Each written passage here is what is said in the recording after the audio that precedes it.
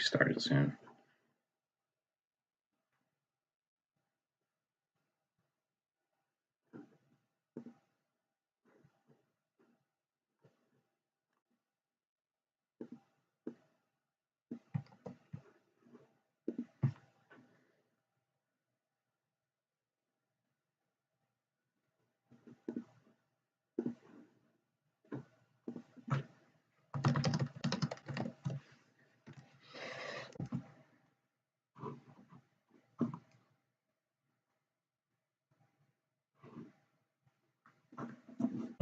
Hey, Javi, how are you doing? Hey, Javi, how are you doing? Hey, Tom, how are you doing?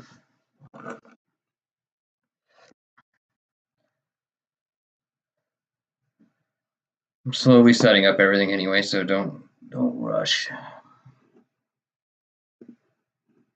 Anybody watching will be going here in a moment.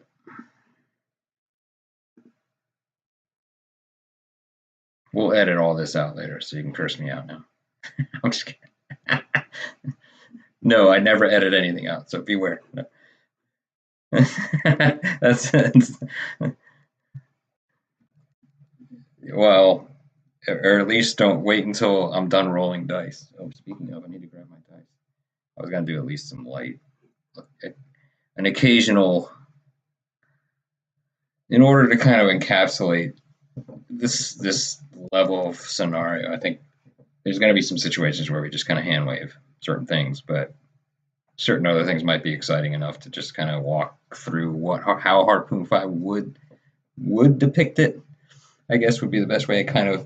I would describe it as the same level of detail we just got into with Larry and Chris on that one scenario, just kind of like talking through what we would do and how the rules would likely interpret it.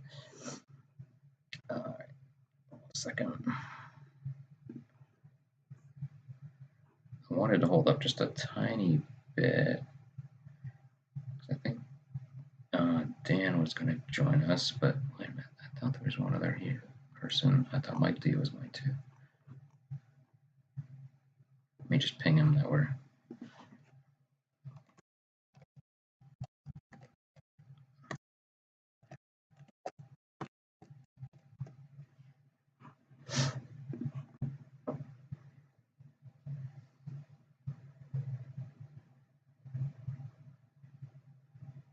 Yeah, absolutely. Yeah, this is going to be, you can come and go as you need to.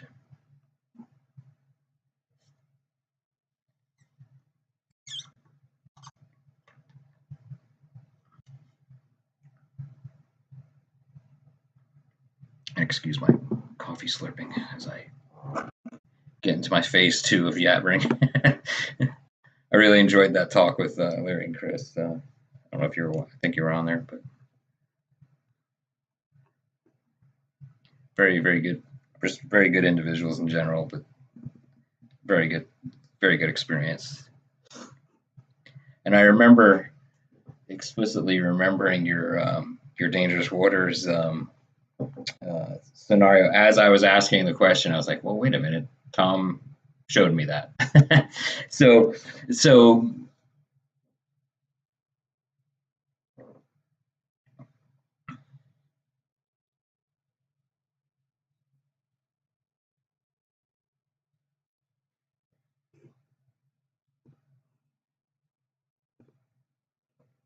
well, just in what was interesting is just in his description of how they would likely continue was exactly how you showed it, right? Which I thought was very interesting. Like, mm-hmm.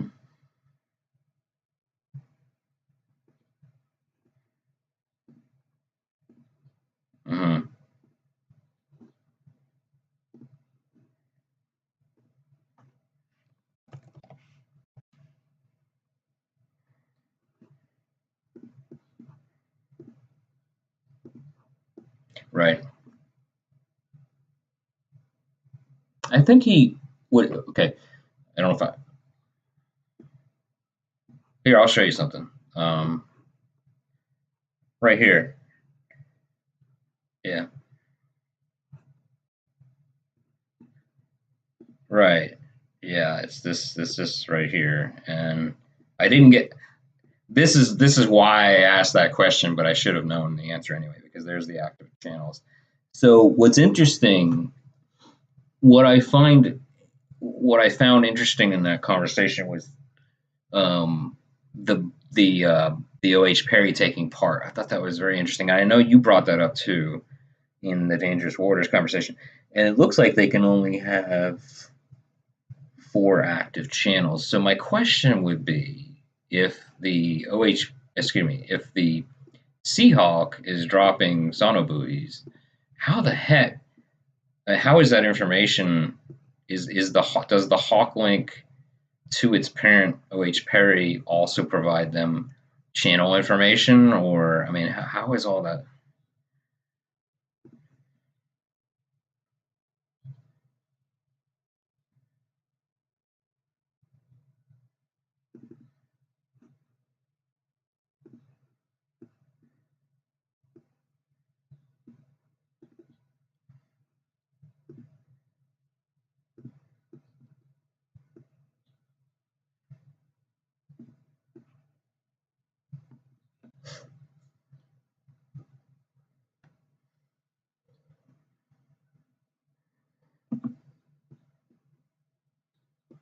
Mm-hmm.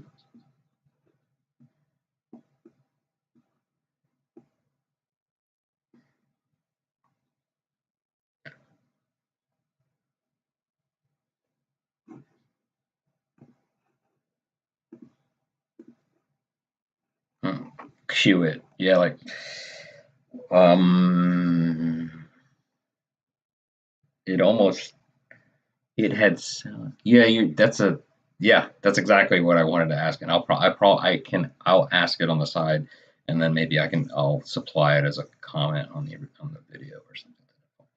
All right, where was it?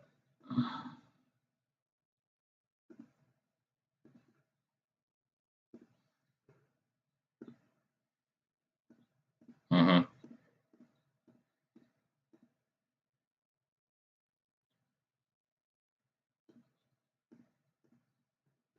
Well, it was there actually.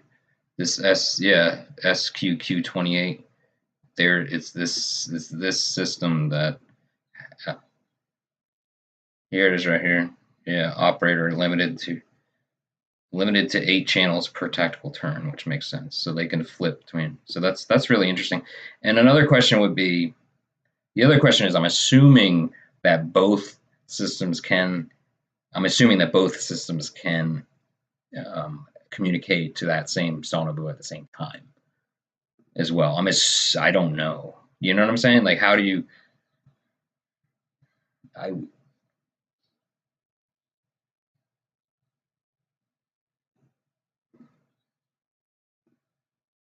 Yeah, that's what I thought. That's what I thought.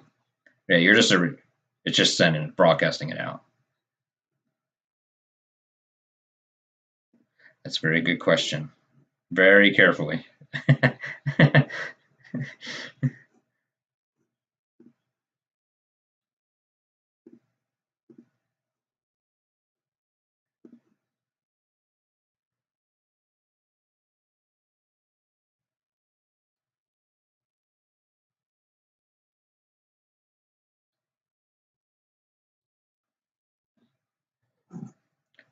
All right.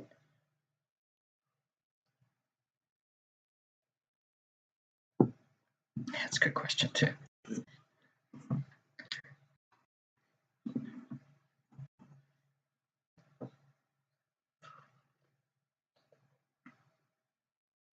Right.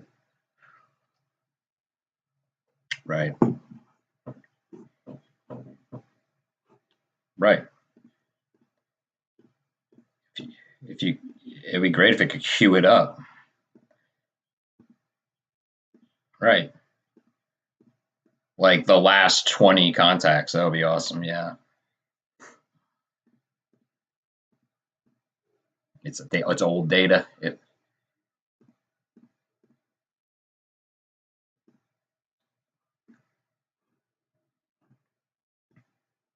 Sure. Sure. That's valid. That's valid.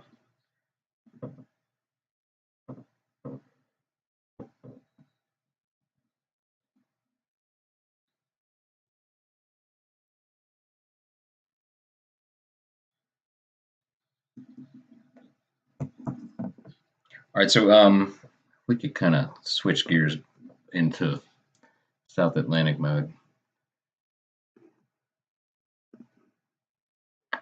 All right. So can you see my desktop okay?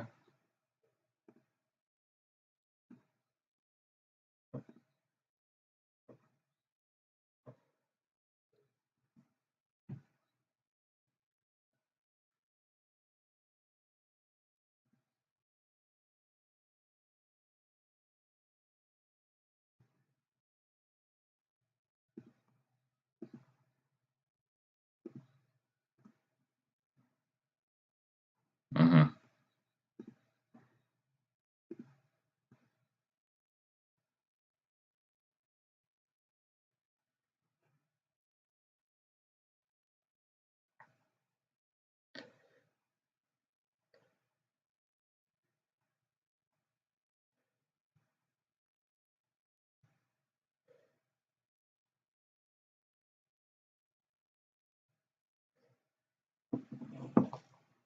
I'll be right back, y'all.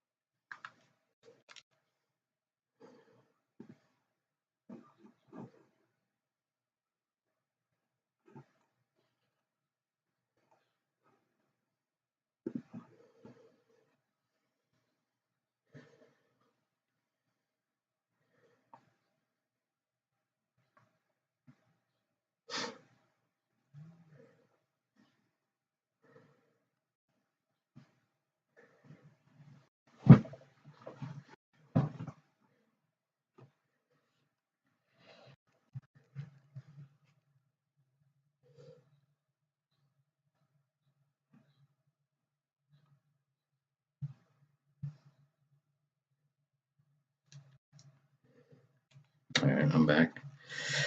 All right, so let's sorry, don't mean to take off. That's a good topic, but try to focus on South Atlantic War. Lombardo's tried. Very interesting scenario, and we'll take a direct look at it here in a moment. But I wanted to get the bearings of, make sure that I have this marked properly. I don't think this one has the location of everything that the simplot does. So what we'll do is we'll talk to and through the simplot as much as possible, but when we feel like we need to kind of just move things around and just kind of just draw a little bit, I'll draw using this maybe. Anything we do here, I can actually import the map pretty quickly here if I have to. So we'll try to do as much as we can through simplot, but again, discussion periods or phases I think might be a little bit easier on tabletop. So as you can see here, this is of course more open-ended than I originally intended. So the original intention was to have a full naval Kriegspiel on with opposing sides, but honestly, it was a little overwhelming. I think for the players too that were intending to play as well. It's just it's kind of an imposing scenario. So let's go and look at the documents I'd created on the drive. And we'll look at it first from the British perspective.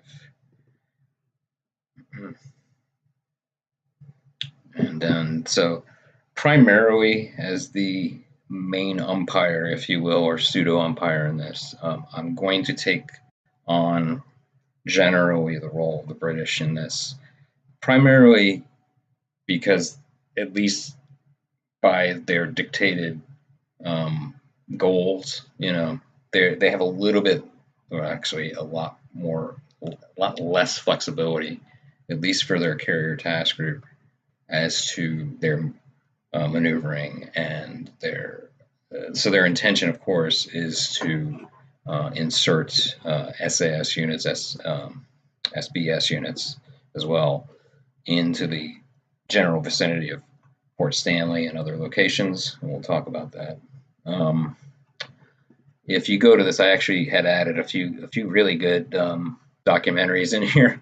I kind of injected a little bit of some research into some of these documents. Let's just go over what's going on from an environmental perspective. At least from this is taken directly from Lombardo's Trident scenario from the South Atlantic War II book. So I'll just read through this a little bit. So the time is 15:30 Zulu on the 1st of May, sea state 5, wind is 270 true at 27 knots. That's actually quite excessive. Ceiling was 3,000 meters broken, 7,500 meters overcast, etc. Visibility is 80%, something to take note of. Sonar performance is 80% in shallow waters. I'm assuming that might have been more of a Harpoon 5 terminology.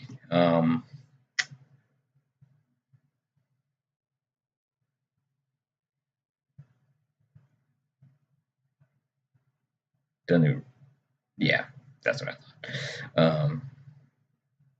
Okay, other things to point out. No CZs within 30 nautical miles of the continental shelf of the Birdwood Bank, and we'll show that on the map here in a moment. Has an average depth of 60 fathoms, shoals to 25 fathoms in places. CZ range is, the convergence zone range is 31 nautical miles. The width is 3.5 nautical miles, just things to keep in mind as we kind of chat through this. And for anybody watching who is not a Harpoon, doesn't have a Harpoon background, we'll try to keep things, try to keep a good running glossary as we move through some of this. Bottom bounce is not available due to the time of the year. This was not originally present in the original scenario, but I had added that the evaporator duct would be present, but only useful by very small or smaller size vehicles, vessels. And we don't really have much of that. We don't have any of those, so basically it's not there. Anybody disagree with that? Because I felt like it was too cold on a regular basis, as well as too many weather anomalies in the region at the time. And I've looked at some very interesting weather data for that exact time frame, and it was spotty, right? And I just I didn't feel like an evaporator duct would be present. Anybody necessarily disagree with that? And I put the layer at a shallow depth. I'm assuming I didn't forget anything from a Harpoon 5 perspective, just chatting wise. Okay. All right, so the order of battle on station in the theater at this time, and the time frame is, again, as we had called out, later in the day, May 1st. Something to point out, and you probably may already be aware, is that the British had kept their time frame on Zulu time. So it was interesting because it did have an effect on the situation, right? The rotation of the sailors and the service members throughout was kept on the original time, on their original time frame, so their original watch. So in effect, they were able to start operations much earlier in the day without too much of effect on their bodies, if you will, right? Their exhaustion levels. Of course, after after several weeks of being in a theater of operations in a combat situation, that alone takes a toll too. So you got to weigh that in too, right? At least most of the Argentines were able to sleep well. Maybe not the conscripts on the East Falklands and so forth. They probably weren't able to sleep very well, especially as some of the British bombardments were occurring on a regular basis. All right, we're getting a little further ahead of ourselves. All right, so we do have subsurface forces for the Brits. What I'll do as we talk through it a little bit is I will basically give them some very generic, some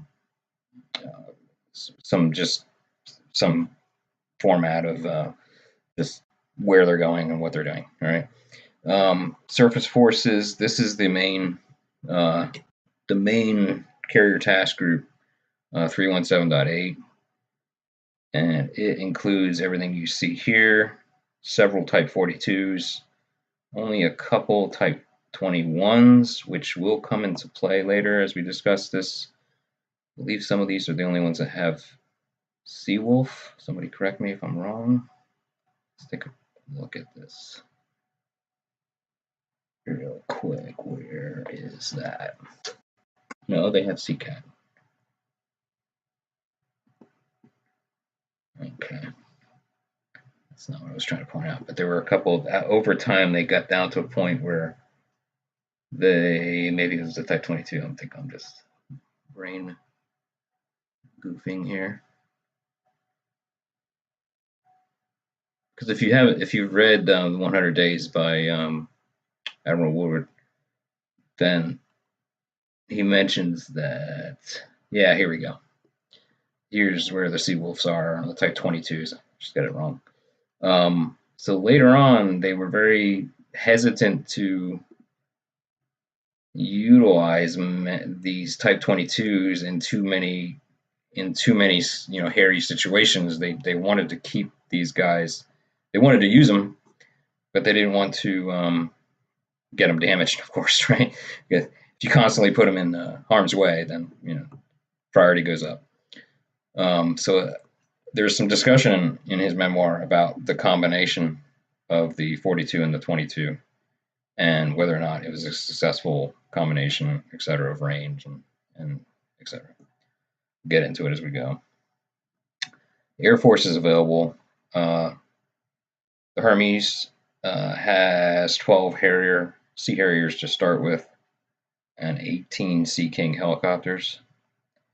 Invincible, the 801st Squadron has only 8 Sea Harriers on at least in the initial delivery as they were approaching, and 5 Sea Kings. So set up a little bit on the British side. There were some diversionary shore bombardments in and around Port Stanley. I think I mentioned this before.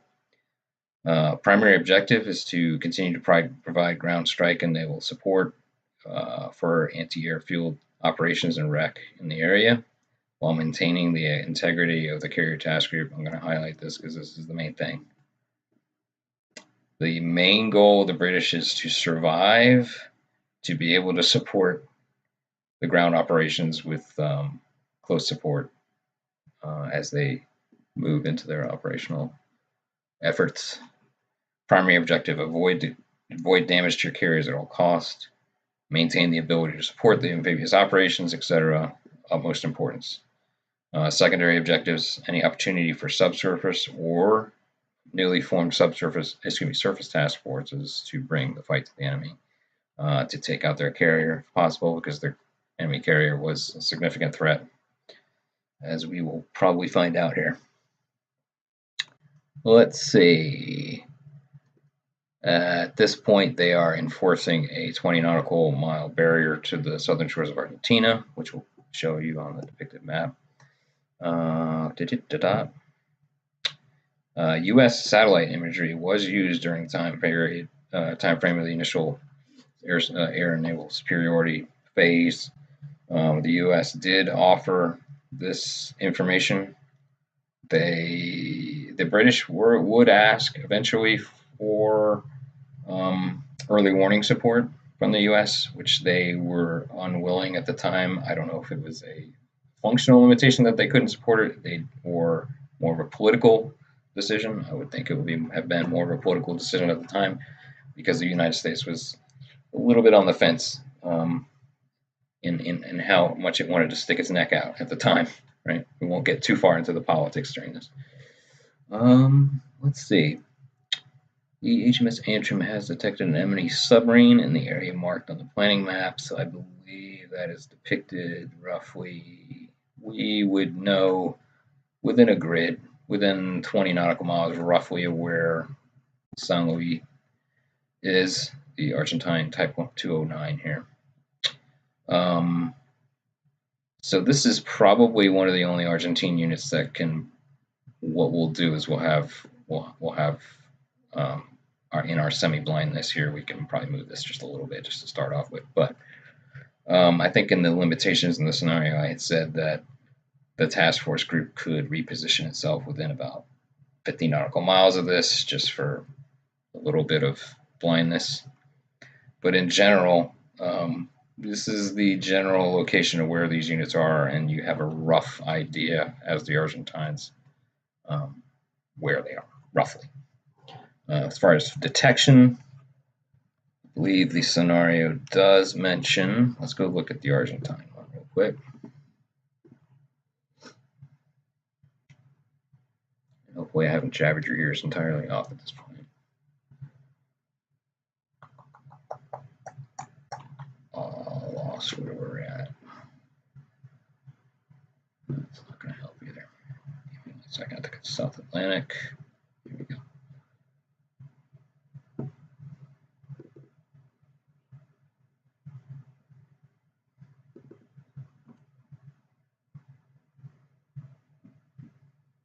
So one thing I did in these documents, and hopefully you have the links to these. If you don't, I can give them to you in the Discord here in a minute. Because what I did nicely in these documents is I linked all the participants as well, as far as their sheets. Let me let this catch up. I'm giving it too much to think about.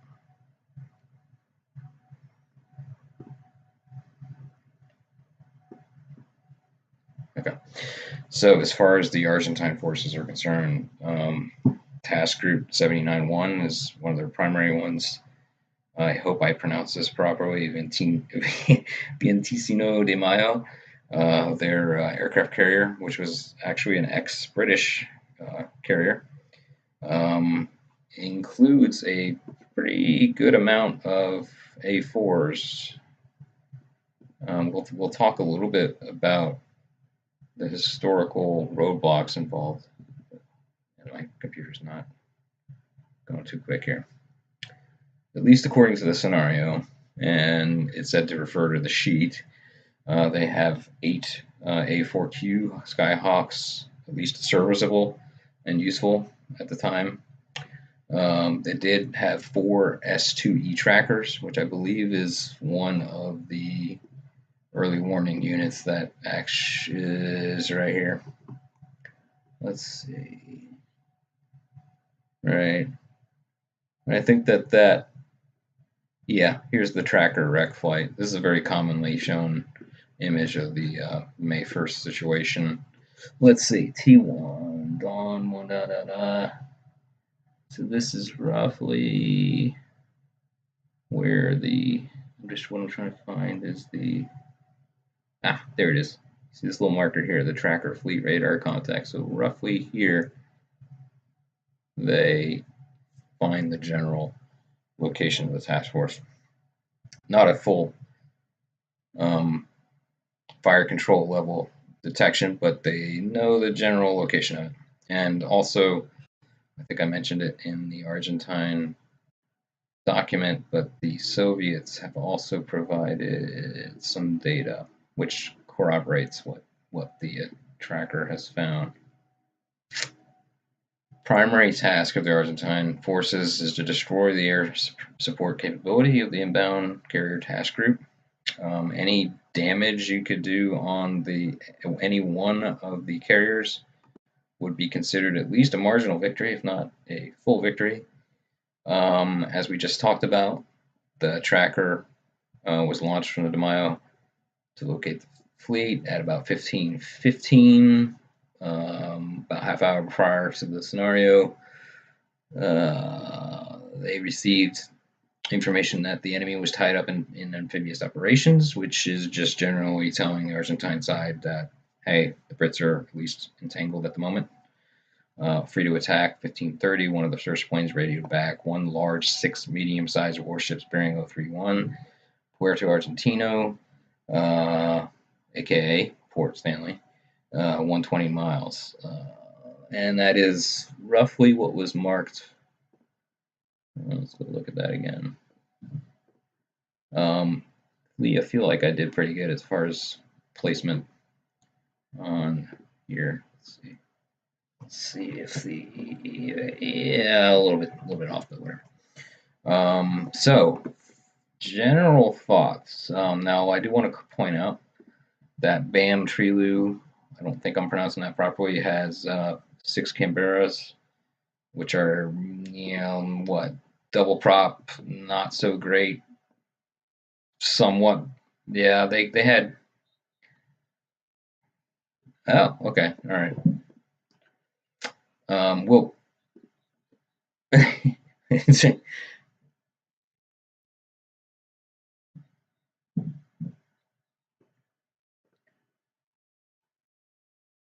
yes, very good. I think I had a sheet. I think I had the sheet of it up here. Let's take a quick look.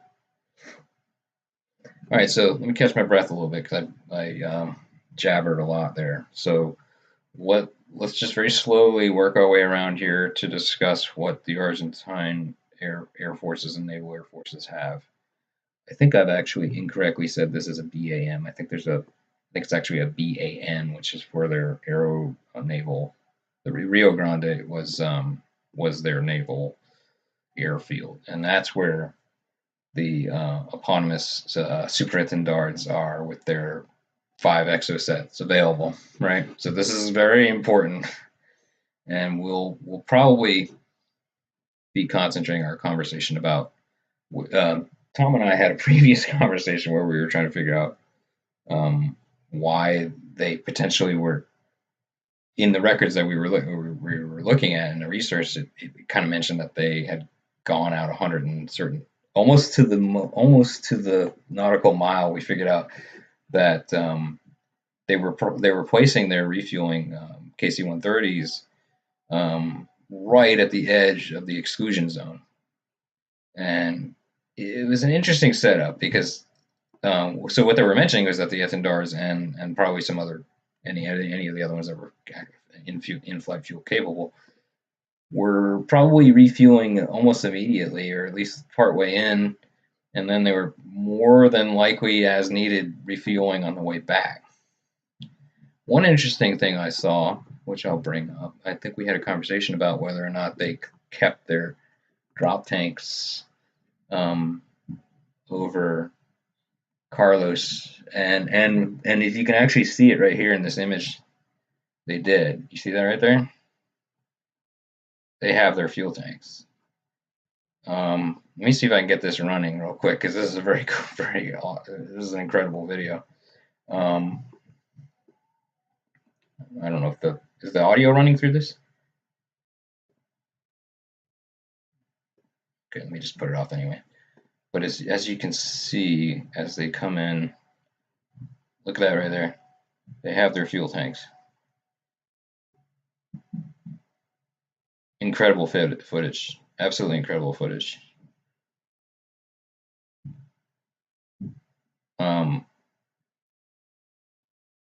I think this one gets hit by a SAM. All right. Well, all right. Yeah.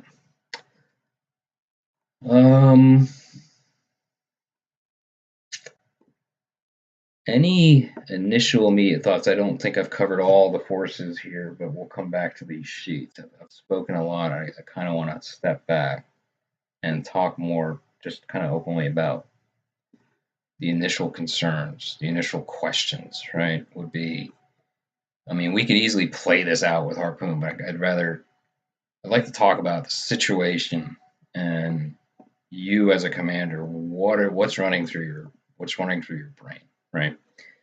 And to lead that off, I was going to show and read out what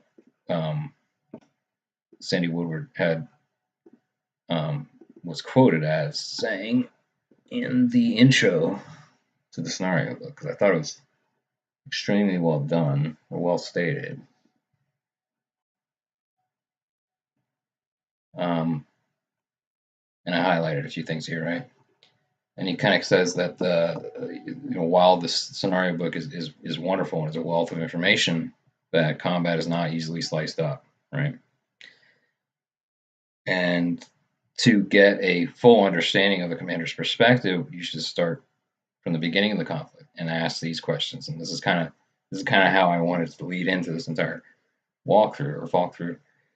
As the Argentine commander, how will you dispose of your available units, and when will you commit them?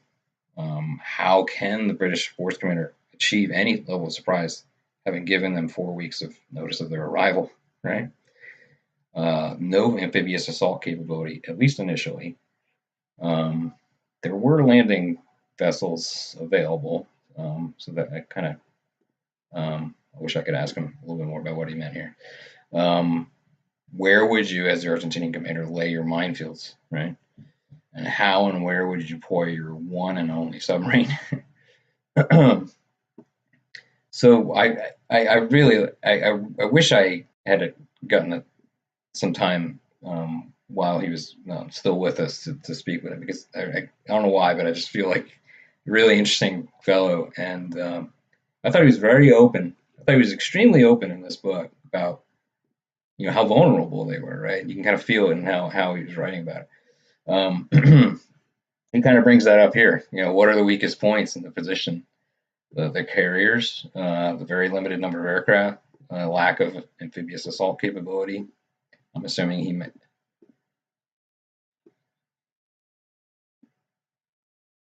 Yeah, well,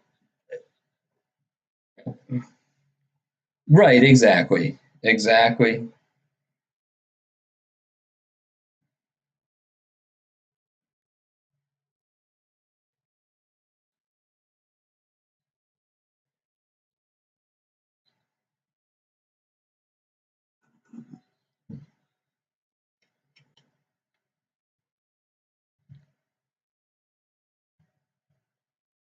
Hmm.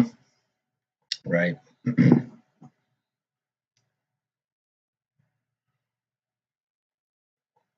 Yeah.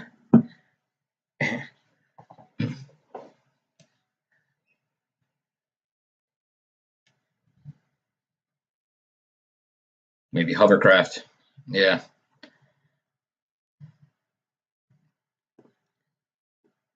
And it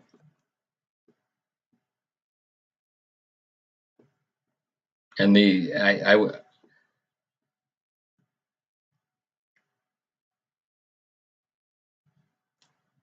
right, exactly, exactly. So then he also mentions their limited time on the station in winter. So basically, deadlines, weather, weather. Yes, exactly, weather. But how much? Absolutely, right. Hence, no evaporative duct. Um, but how much? I mean, I know the Argentines knew of this, right? But how much were they prepared for it either, right? Because they're, as we see later in the conflict, their conscripts were reasonably well equipped, but they weren't necessarily equipped to fight into the winter, right? Either. So just things to think about. Um, Go ahead, Avi.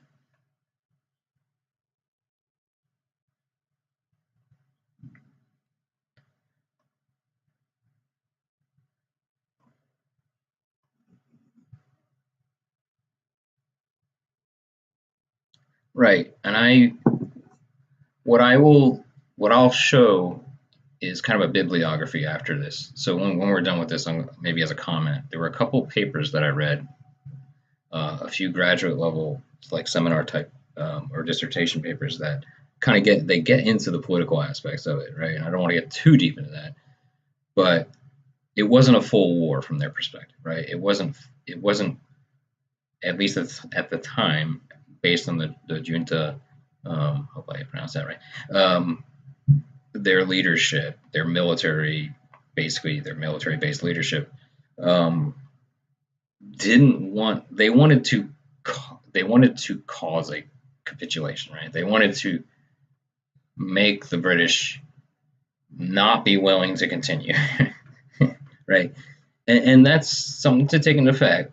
That's something to take into account if we were to look at the entire conflict, right? So as we dive into this a little bit and talk about some what if scenarios here, there's a difference between framing it in a 2 to 3 or 4 day experience here in a scenario versus, I mean, and he points it out very well here, is that a war is not a single scenario, right? Survivability, right? Repair and attrition. I mean, attrition becomes an issue by the second month, if not by the end of the first month, right? May was very harsh on the Navy in particular, right, during the conflict. Again, we're going to try to kind of corner this off a little bit into the May 1st to May 5th timeframe. So up till the Sheffield getting hit by Exocet, but that doesn't necessarily have to happen here because we're restarting things on May 1st. All right. As we go around, we talked a little bit about the Canberras. I think they have multiple 1,000-pound capability.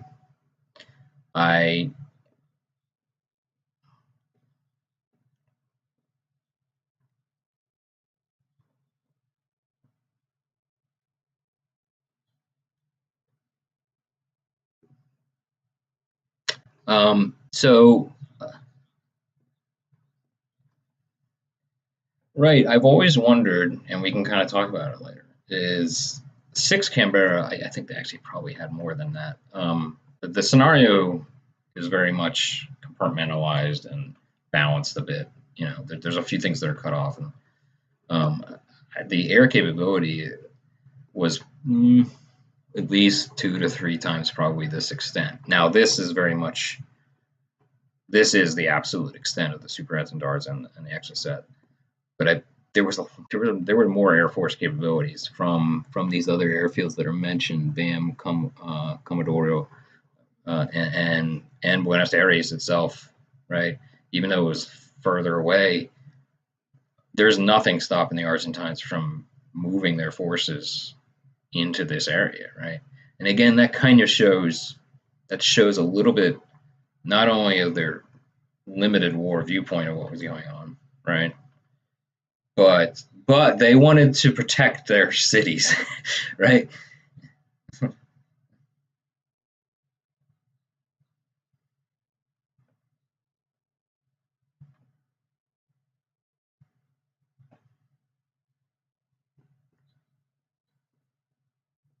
Right. They thought at least the British might flex their muscle a little bit and not take it on. Go ahead, Javi.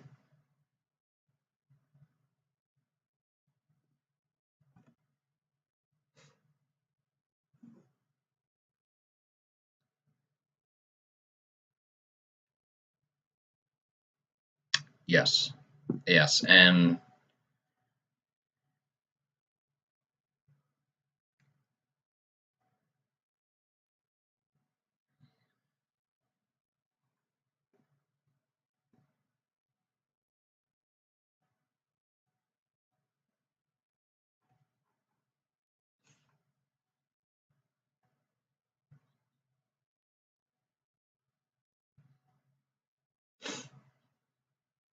right.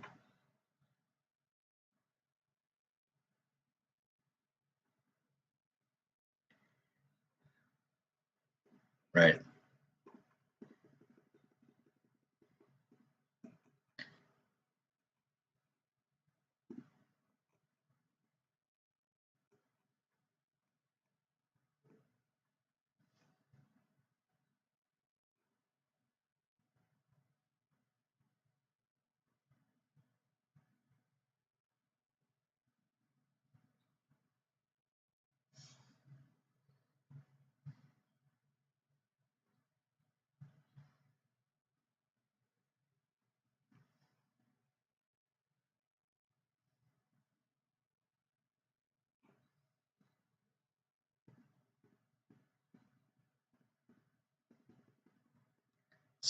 So if we look, I mean,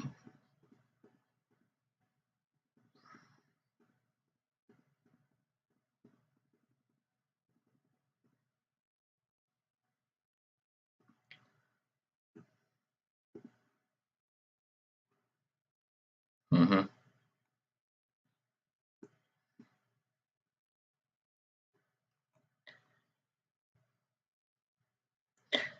Right, they would have to extend.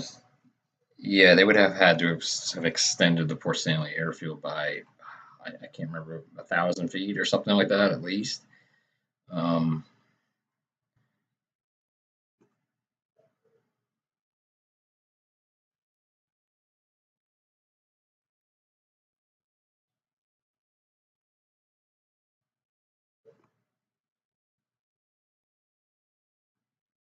yes,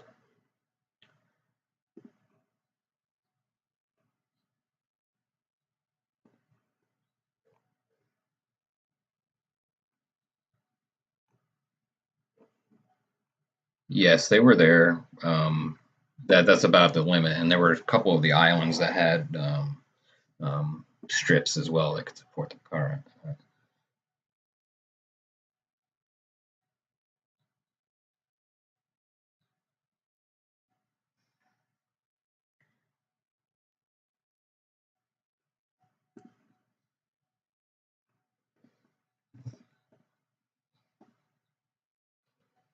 All right, so let's rotate. Let's rotate through this a little bit more. So we get the Canberras. They have 5 daggers, which are what, repurposed Israeli Mirage 3s, if I'm not mistaken. Um, and they have 16 Skyhawks here at BAM San Julian. Puerto Santa Cruz does not have any to begin with, but that doesn't mean we can't move things. At least with the scenario, there probably were aircraft there. 12 Mirage 3s, 12 Skyhawks. Now, are these the Q model? I can't remember if they were or not. I can't remember how I depicted them here. Give me one. I need to find a better power solution here. Give me 1 second, okay? Sorry.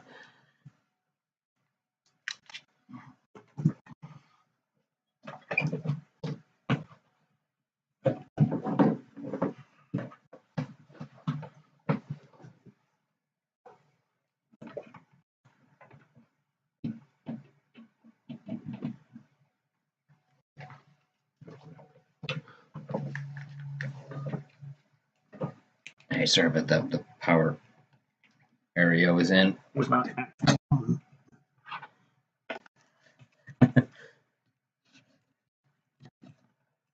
As Tom is painfully aware, I have this problem more often than I hope.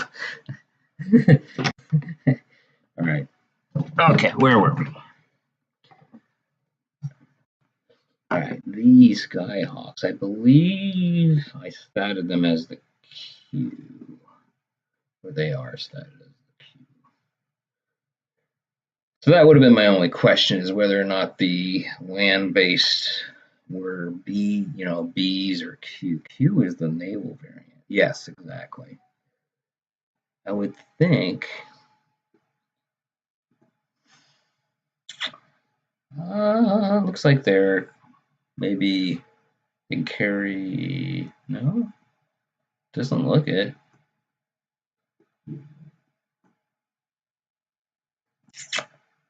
So it looks like they have a combination of several of them, and that certain air groups have them.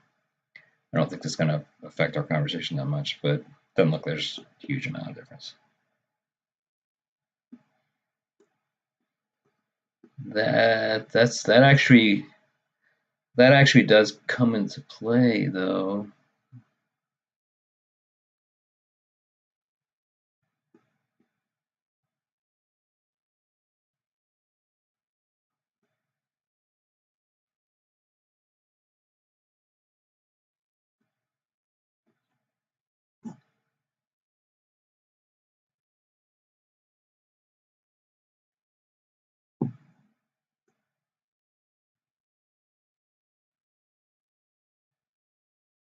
The fins too.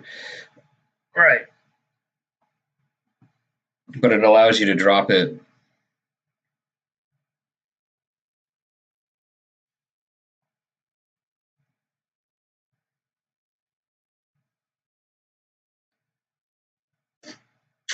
That's a very good point.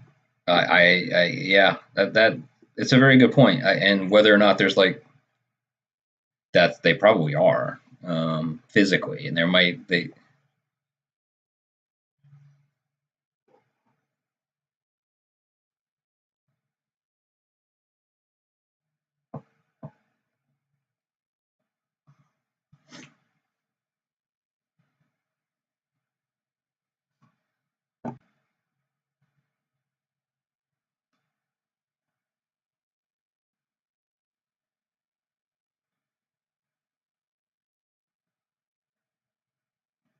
Well, this okay. So here's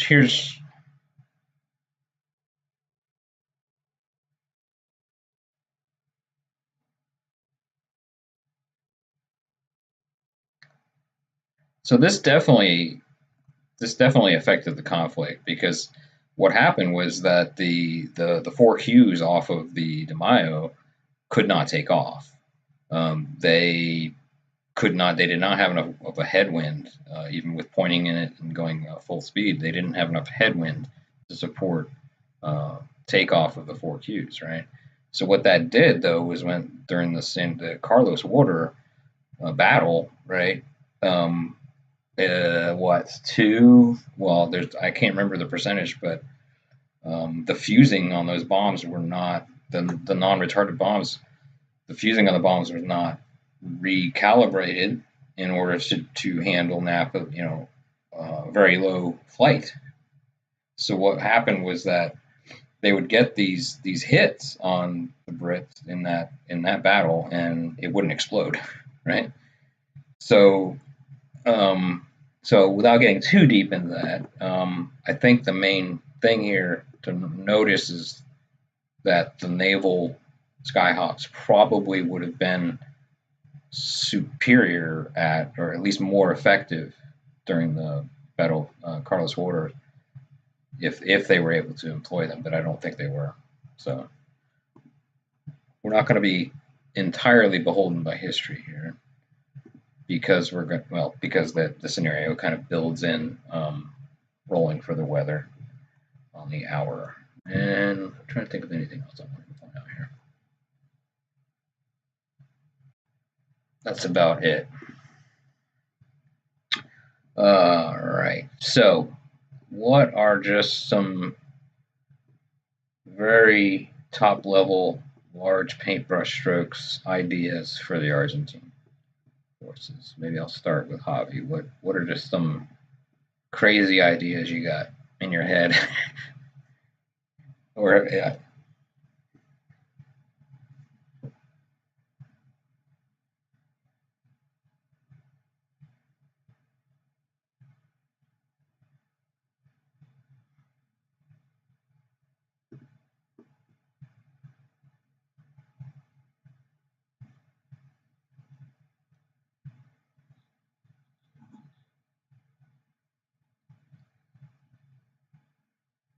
Mm-hmm.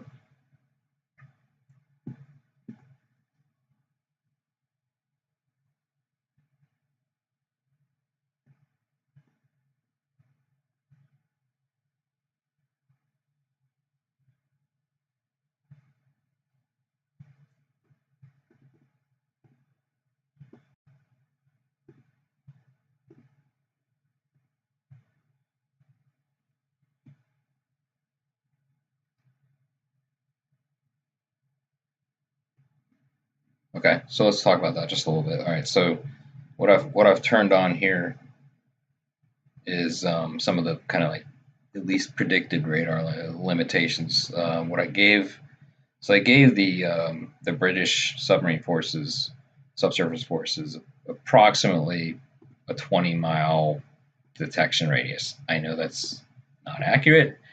It varies. This circle would just be varying at all times based on where they're at, if they're under the layer, over the layer, etc. But just roughly, this is their a basic, very basic capability of detection, right? They would not have ASW screening support from helos, right? That's one thing to notice, right? Saint Louis was actually quite effective in at least what it was trying to do against this surface force. So this is, for the Argentine, this is a commander. This is probably the only unit that's relatively locked into starting in this area. They've detected the surface group, and they've started to attack. They had a couple, historically, they had a couple of unsuccessful attacks based on, I can't remember, their torpedo fusing, or we can look it up later. But back, I'm going to open it back up to you, Javi.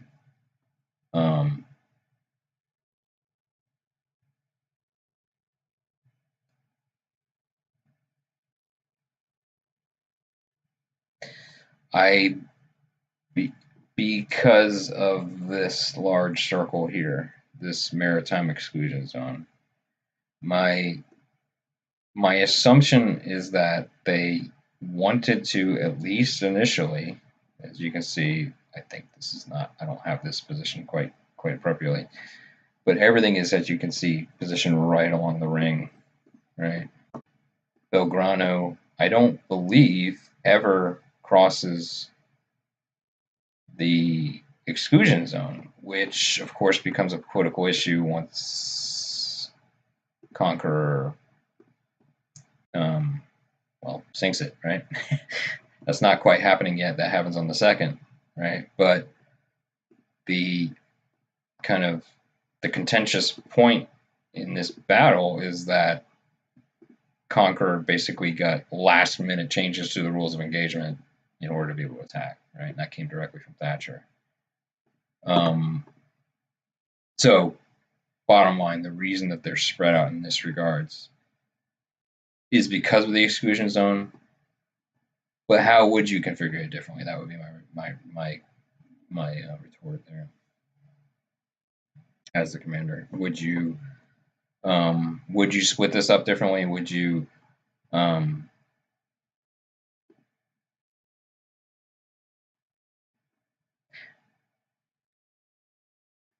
I was thinking about that myself. Yeah.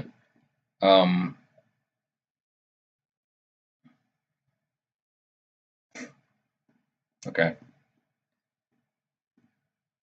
Yep.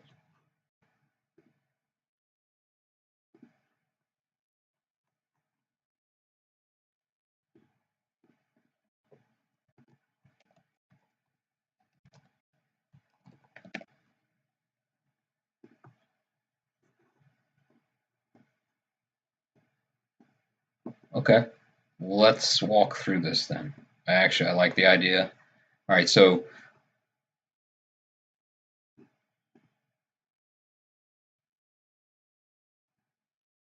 okay. So the immediate question is, where would you like to position them? Where, how far from this combined group? Like right here?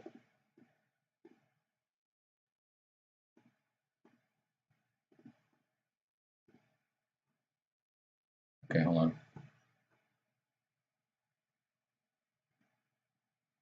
All right, let me just at least move them near each other for now. Let me do that for, what is the target number here? 1149. Let me show you a little trick here. You can actually move these things. I wish you could just copy and paste, but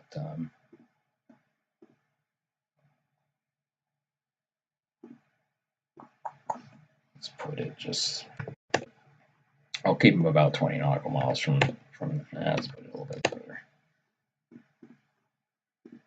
All right, so that gets them near each other.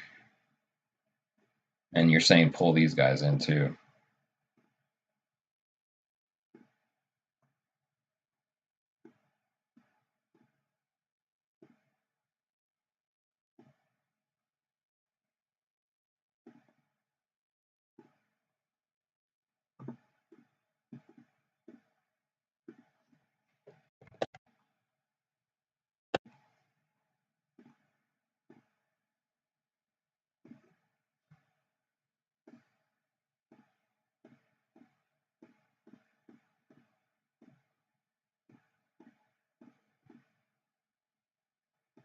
Okay, so let's think a little bit about how long this would take.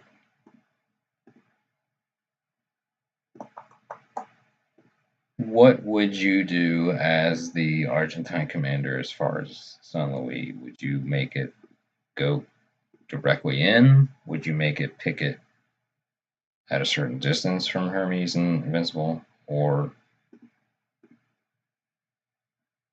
generally speaking, what would you do with your sub? Would you pull them back and be a screen for the larger?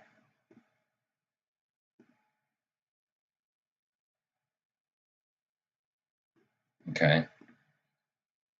Okay.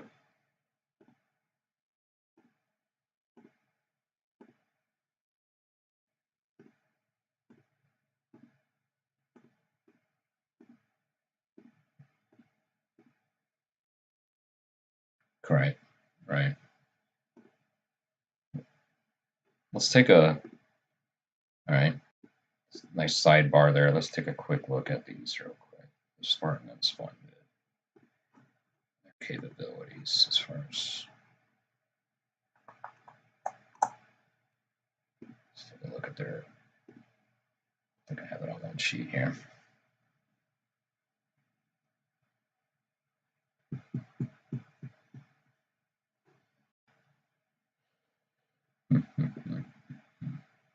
So these are obviously Harpoon 4 based statistics. So the way I roughly am estimating things is based on this 50% mark. This, just from your vantage point, just from as we talk about this perspective, this seems longer than what we have depicted in Harpoon 5. Generally speaking, the modern sonars in H5 terms are almost 2/3 of this. Is there a particular reason that you're aware of as to why these ranges are as long as they are with Harpoon 4? Okay, it might just be something that was corrected over time, and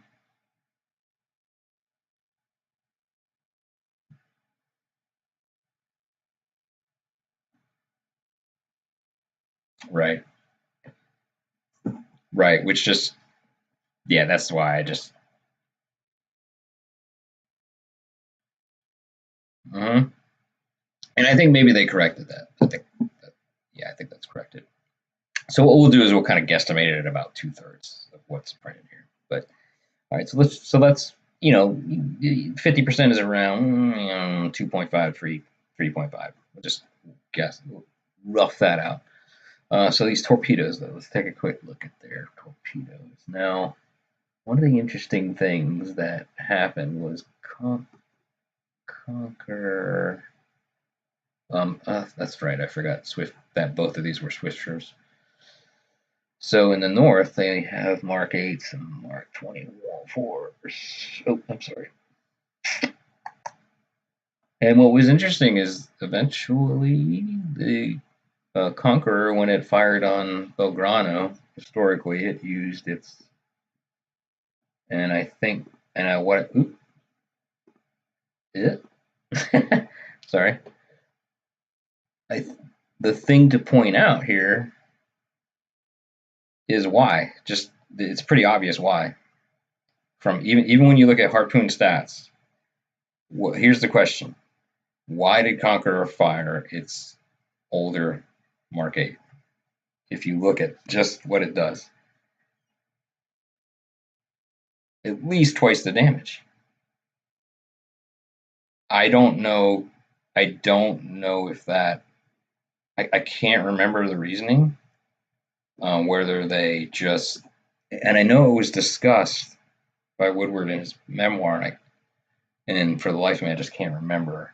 I think there's even a documentary that mentions it, but there was a choice made, like, and even in this case, the Tigerfish has wire guidance, and I don't know if they hadn't used them much. They were more trained on the market. I don't know what the decision was there.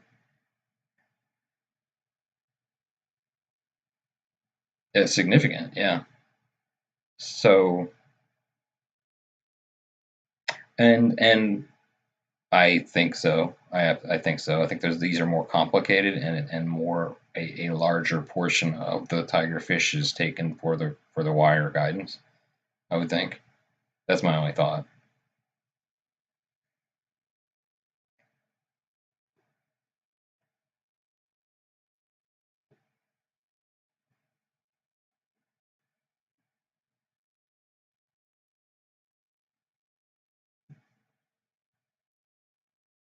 If any, as a matter of fact.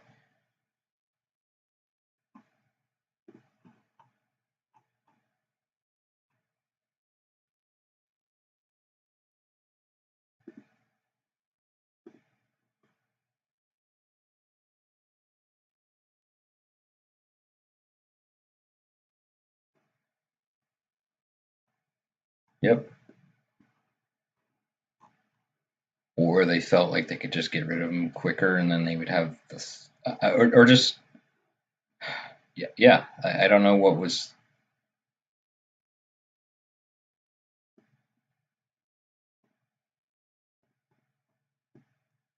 Now I'm able to move this better. So let's take a look. You mentioned I don't think they have any sonar. Belgrano didn't, at least as depicted in this sheet. So let's think about some of the other units here just a little bit based on that thought, right? About what we're going up against here. There are more modern destroyers here. I think that how do you pronounce this? Commodore P or Pi? Yeah, but his last name is that P or Pi? P. That's what I thought. Okay, I'm horrible. Please correct me through. All right, so this is a Fram 2. This is an X. This is the ex-US gearing. And let's just take a look at what it's got. It does have SQS 23, but its passive rating is pretty short, very short. It's just certain things to keep in mind here. While we're sitting here, let's take a look at its surface capabilities. These are older ships. Some of these other scenarios we've been playing through recently have better ranges. So against the Hermes and so forth are considered large, I would hope and think. Let's take a quick look at that. Should know that, but let's take a look. These are the guys you're trying to hit.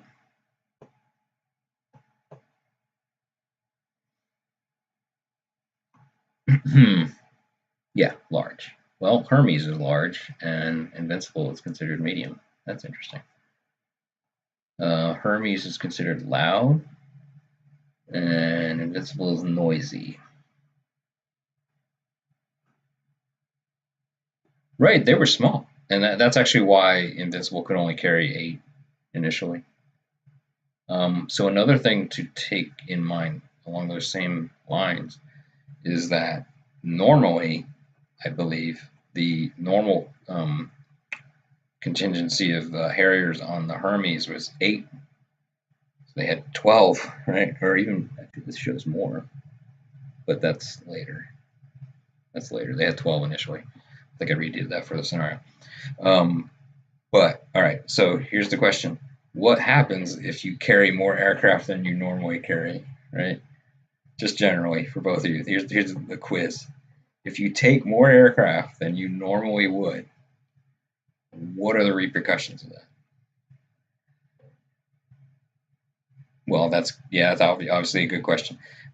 You probably have to keep more on deck potentially at any one time. A, if you do shove them under in the hangar, that doesn't leave a lot of room for ordnance and support material, right?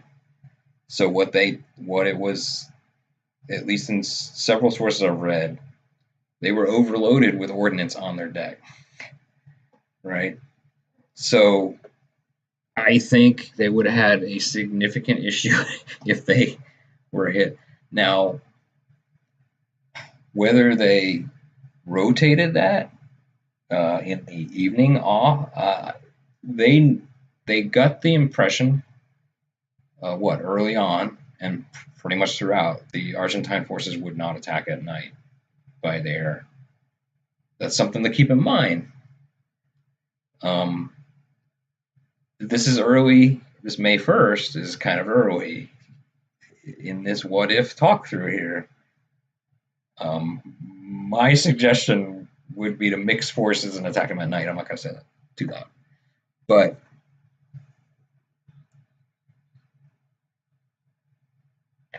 correct. We'll talk through that.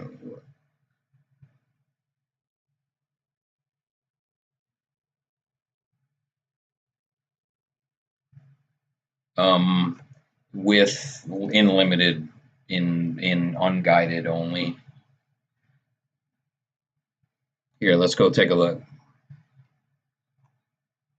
Let's take a look. Yes, they did. They have that capability, but I don't think they had them at the time.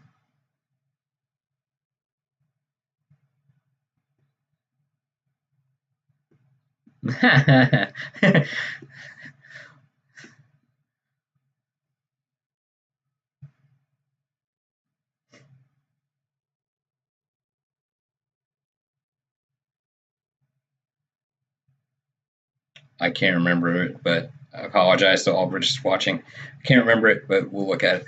I know what you're talking about.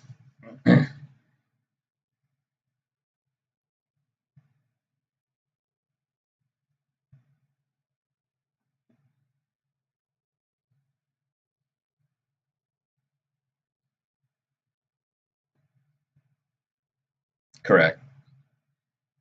No laser targeting. Correct. And I believe it would probably be this SALH. Is that right? Laser homing? Is this right? SALH? Yeah, you can go ahead and make up the acronym. I'm just messing with you. All right, so the GB, the GBU 16. I would have guessed that that's what it is. Let's go. All right. So the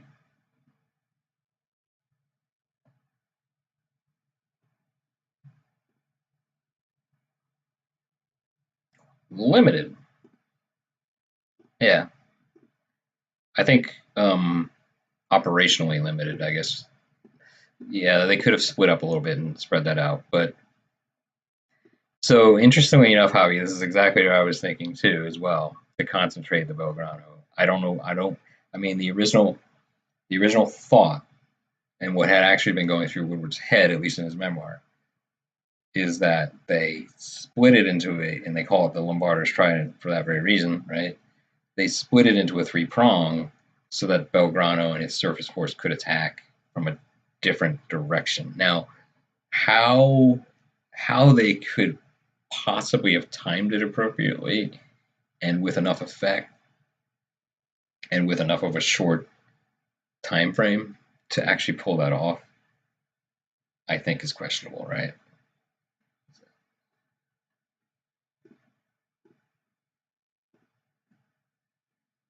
Mm-hmm.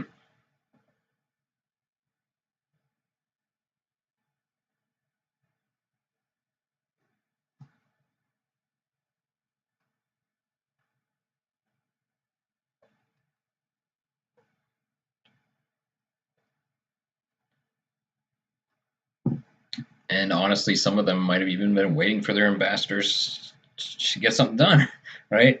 Yeah. There's a little bit of that going on both sides.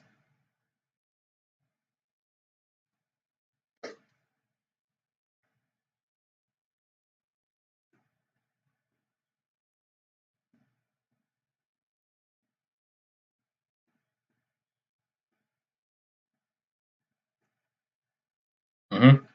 So, kind of from a wargaming questioning perspective, at the top scenario though, from the British perspective, the war is on, right? They've taken their sovereign quotation marks territory, and they have a goal of freeing, if you will, their citizens, right?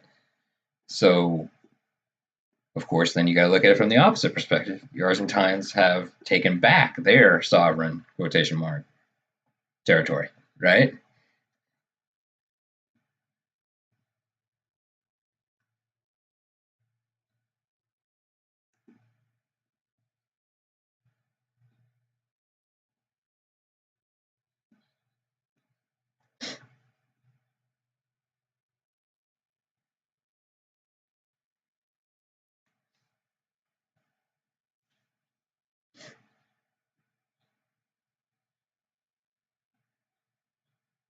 Mm-hmm.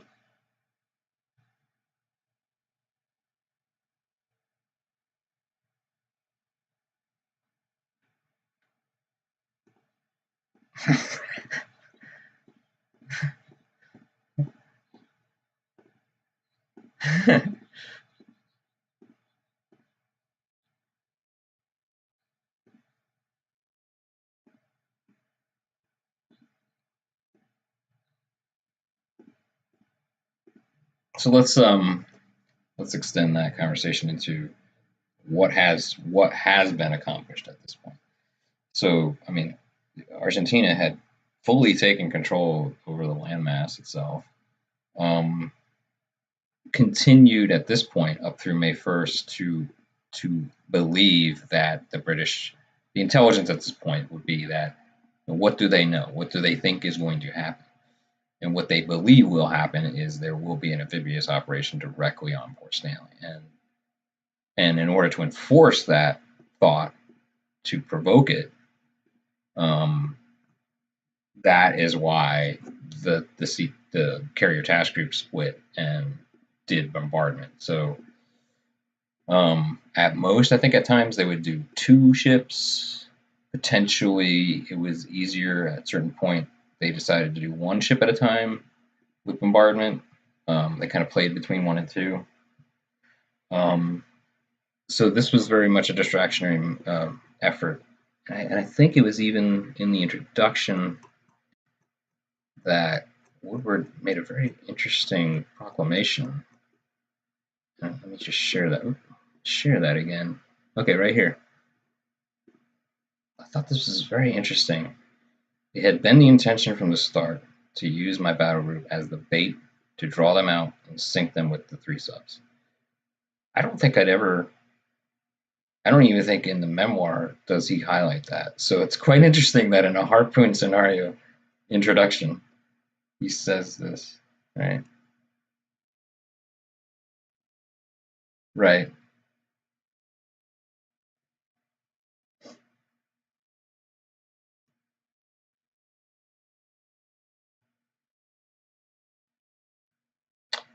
So I thought that was a very interesting, succinct statement by him there.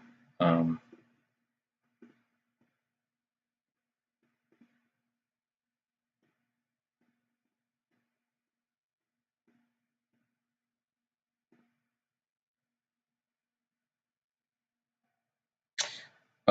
yeah, probably still an indication of how long they felt like they would be there.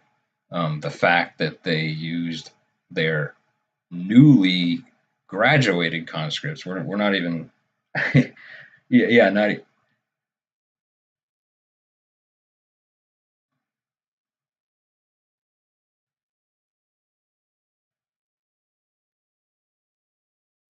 right. So let's. Right. Let me see if I can. And they did.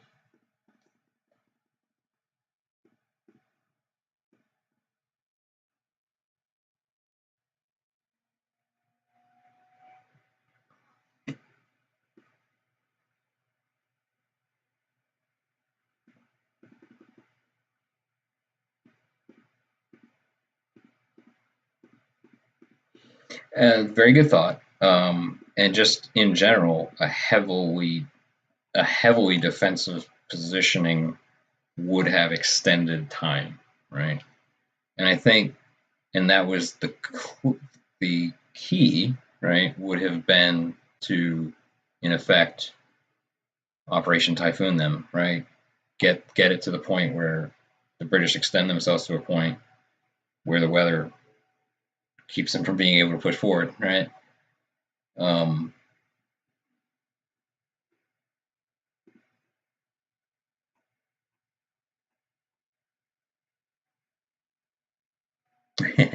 right.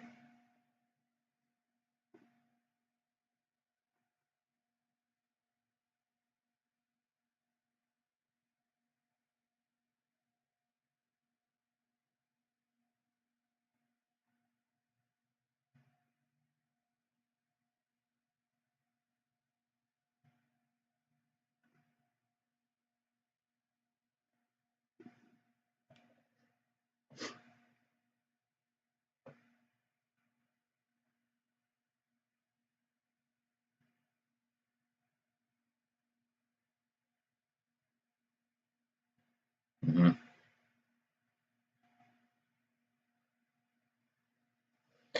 And the question then becomes, how much did they know? You know, how much did they know about the British situation? And unfortunately, the BBC was letting them know right throughout. And and so we won't get too much into that. Hopefully, nobody from the BBC is watching. Um,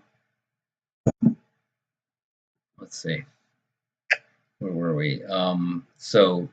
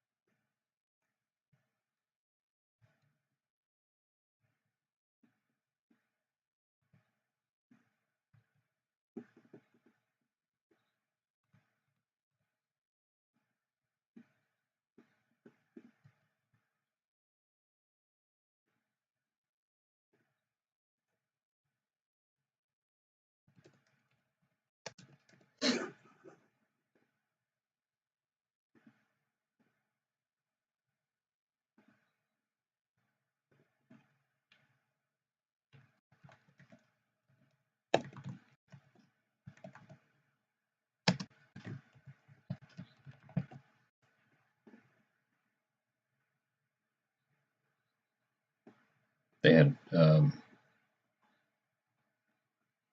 AIM 9Ls. Hmm. That's the one thing the US gave them. Yeah.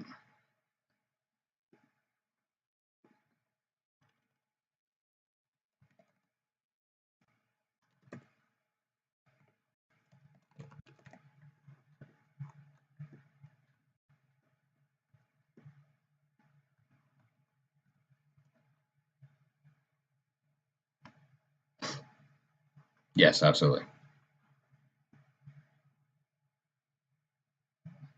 And that's with, yeah, that's probably with tanks and yeah.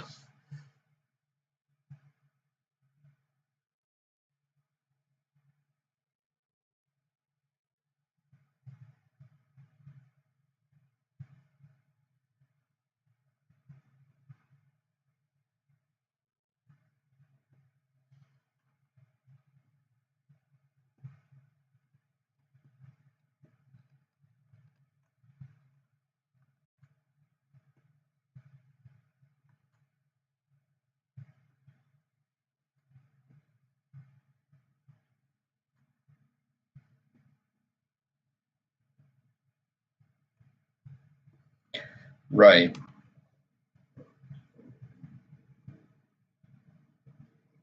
Right, but they would. I think they were on limited cap. Yeah, there was a lot of there was very limited cap capability. Right.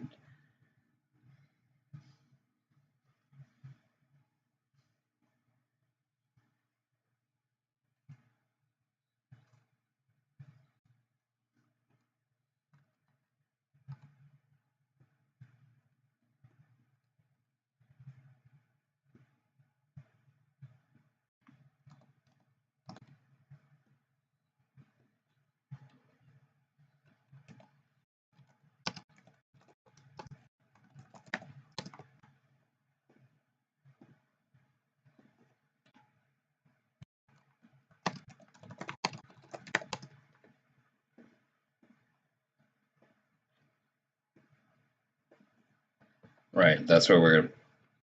Let's walk through that. Let's walk through this a little bit. What you're talking about. I'm just setting up a few things here. Just setting up a few flights. This is the equivalent of how many you have. Each flight being four aircraft. All right. So if you had 12 aircraft at your disposal, at least in this initial, the initial arrival of the carrier task group, you have 12 aircraft. What are you going to do with them? And you, at least based on the mission quotation, you need to support the SAS and SBS insertions, right? At least initially, within this more limited time frame. So dependent upon, I'll just use one of these if you're seeing what I'm showing. Depending on where you're at, I don't know how much. I don't know how often they were using a flight or more in the immediate area of the task group for CAP. I think they would use it more often during the bombardment missions in and around Port Stanley as ground support for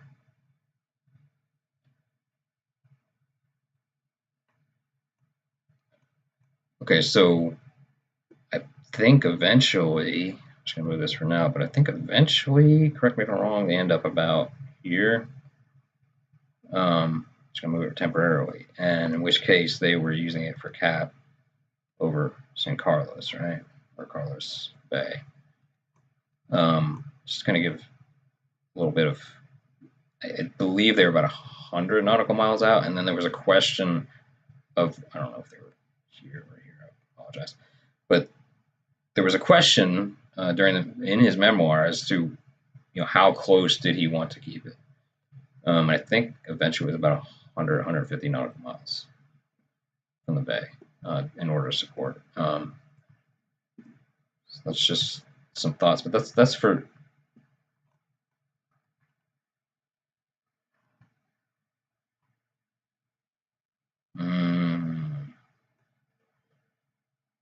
I believe only after it was established. So you're talking more like May 23rd, 24th range. Yeah. They didn't, and I believe it might have even been around the Goose. I think there might have even been a field near Goose Green. Somebody correct me later on that. But once Goose Green was taken and they were slogging it across, I believe they did at times do that. I don't know how much aerial refueling or capability. Yes, you're. I'm just saying how much aviation grade fuel is monitored.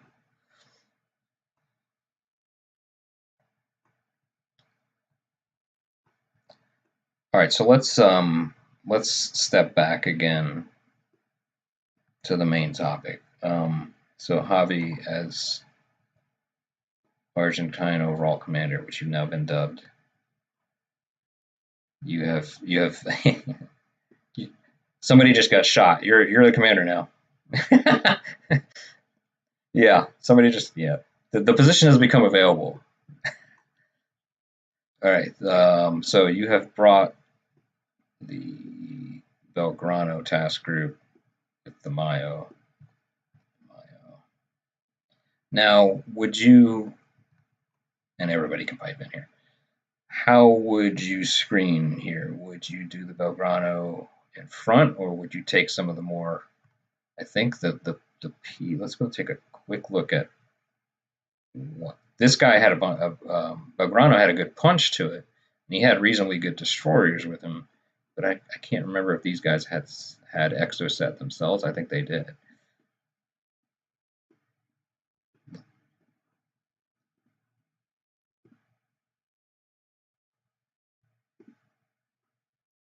Okay. Okay, I think let's take a good look at that then. So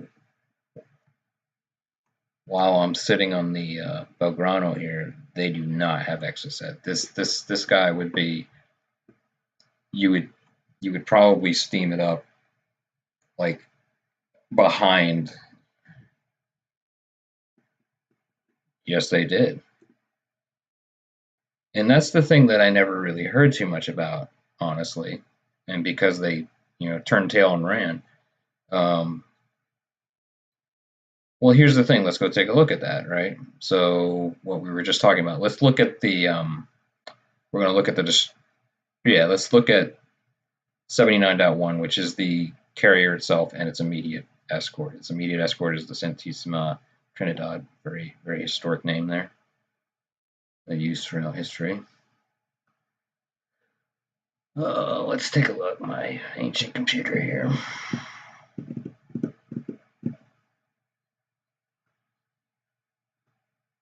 Okay. All right. So they have Sea Dart. So their immediate escort does have Sea Dart. But let's take a look at that. What is the range? Not very good in comparison to like some of the other scenarios we've been playing. Yeah, I'm not. No, I'm not. I'm talking.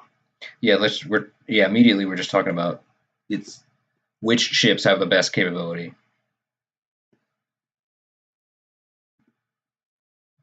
Yeah, and they didn't have any.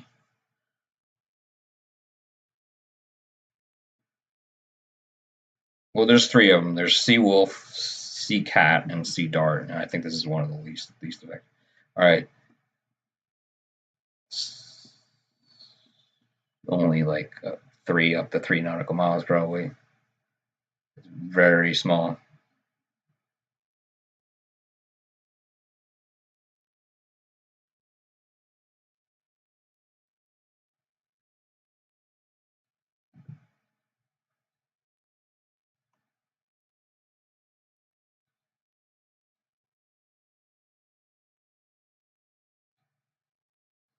Well, this is interesting how this was presented here. Is that actually minimum range or maximum range?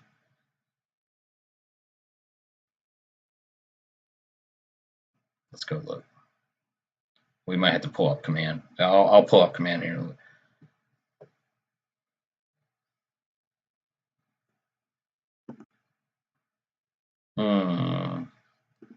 Sea Wolf was. Here, I'll show you. Let me show you the Sea Wolf. It's the Sea Wolf you're thinking about, and that we had just looked at that. It's on the.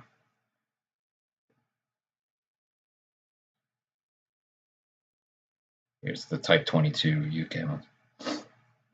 Yes, exactly right. Small and weird. Yep.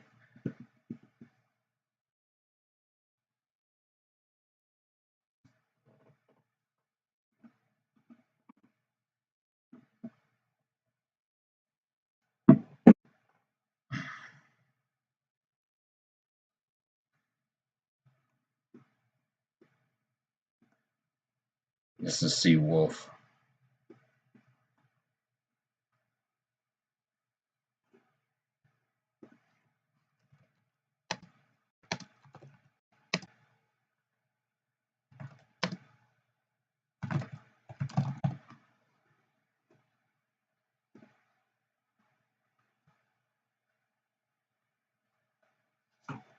This was the most capable, was it not? I think so. Yeah.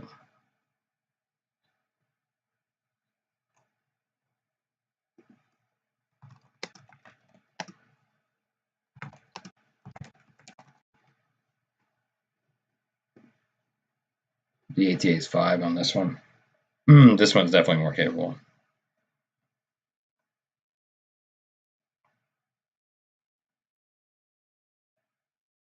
Okay. Yeah. All right. Okay. We will go with that. Hold on 1 second. Yeah.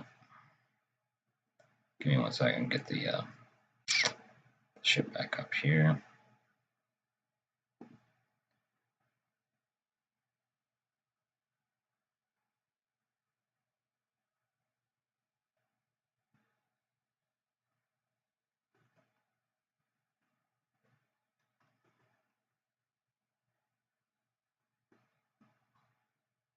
Yes, but it had.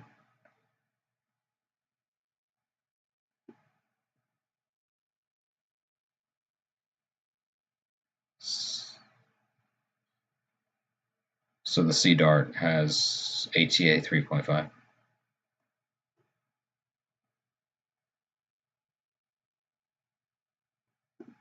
I can't remember which ones here had the Sea Dart. I think it might be this one. What's that? Drummond.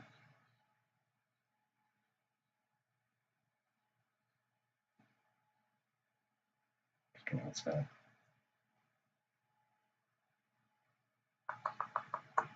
No, this is the French one. Interestingly enough, some of these frigates don't have SAM. Or is it? Yeah, they don't even have a SAM.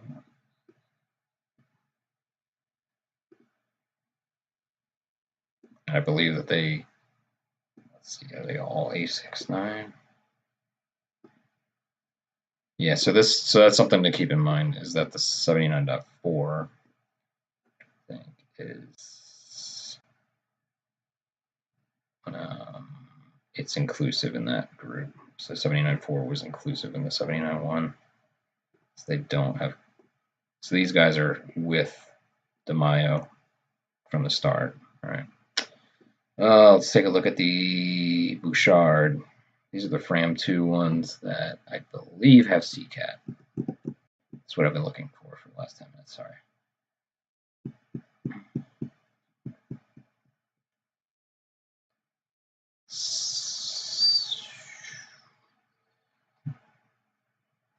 Interesting.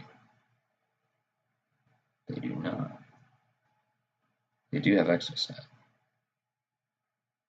And that's what we were kind of originally talking about. There's not a lot of talk in the history books and resources about the potential exocet capabilities of the surface fleet.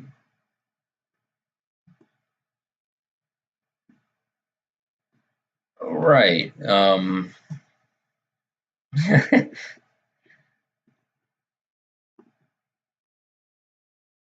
So did we get a reasonable answer? So these three do not have SAMs that I saw. Okay. You've brought the Belgrano group together with it. Belgrano itself does not. Bouchard and the Piedrabuena. I said that right? Let's take a look. I think it's the same thing. It's a Fram 2. And I think they have those Hedgehog mortars, but they don't have.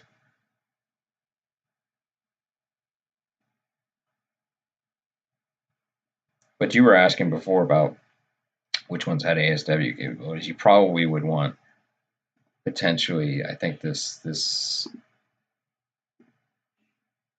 I feel like that's interesting in and of itself, because the escorts of Belgrano had pretty reasonable ASW capabilities. So, and I think something that wasn't really necessarily historically, documented in any, by the British sources at least. I mean, was the Conqueror attacked subsequently, or even before?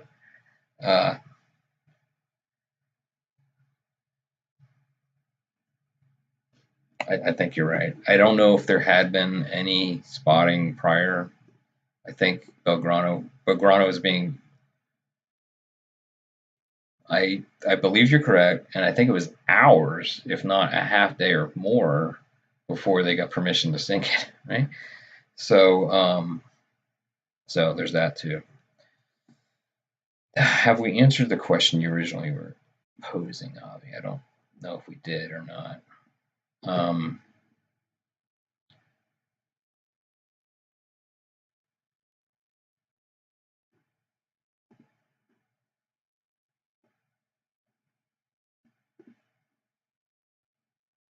From the British perspective, from the British Type 42, let's take a look. I think the 42 has CCAT. That's my guess. But let's see. I wish I could keep these up, all of them, but if I put all these sheets up, my computer will die. All right. Yeah, Sea Dart in this case. All right. I could have sworn some of these had Sea Cat, and maybe it was the 21s. Let's take a look real quick. They had a few 21s too. This is the one I think has Sea Cat.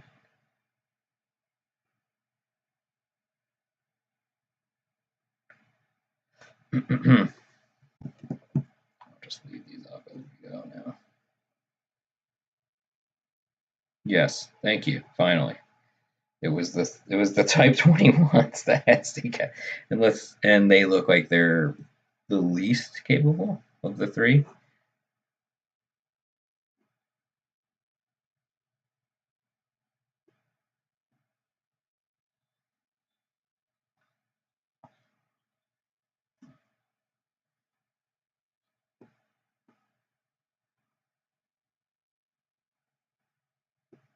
Yes, and that is another point that I never really saw discussed too heavily, was actually the offensive capability of the British Type 21.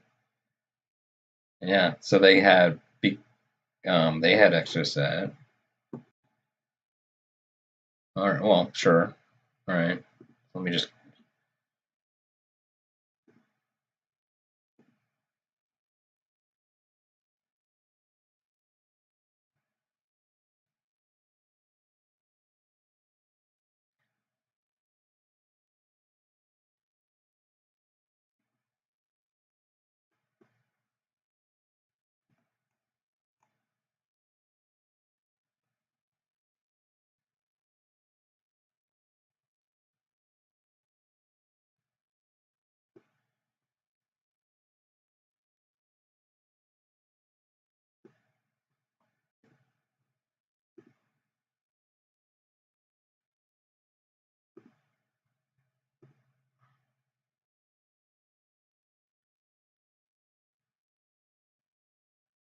All right.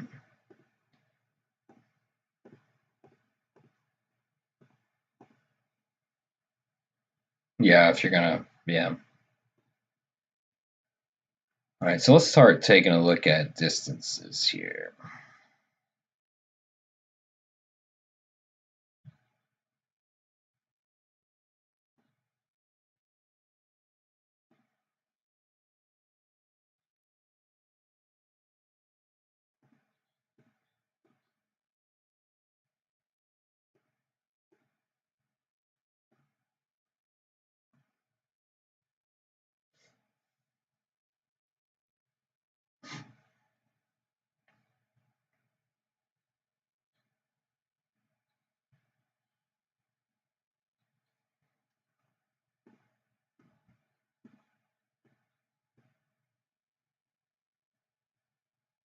Did Dan join?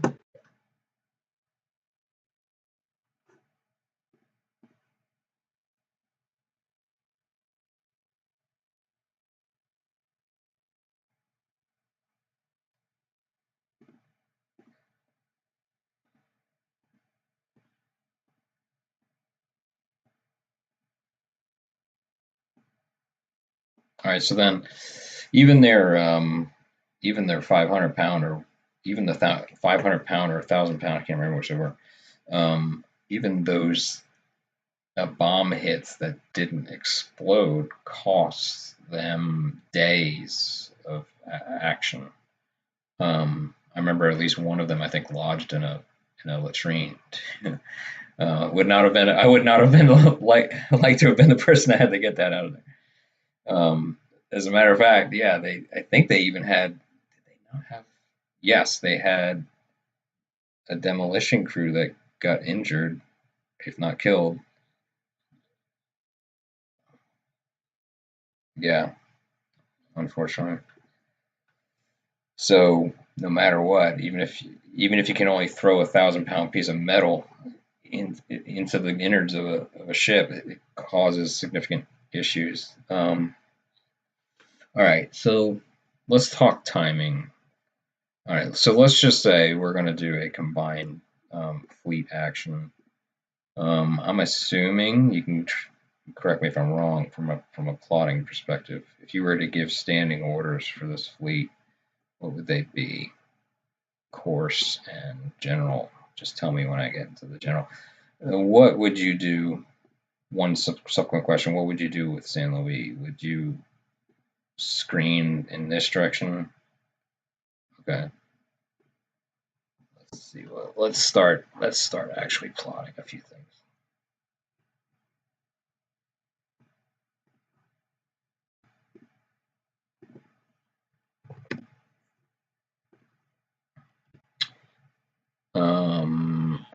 I'm going to give it 15 knots just for.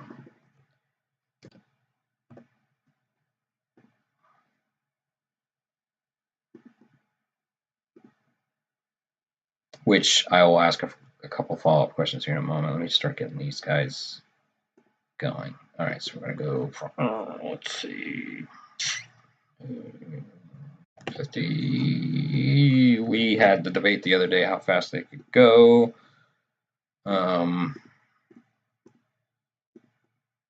Well, in this case they're steaming towards a battle, so I'm assuming they might be going a little quicker than they would on a cruise, right?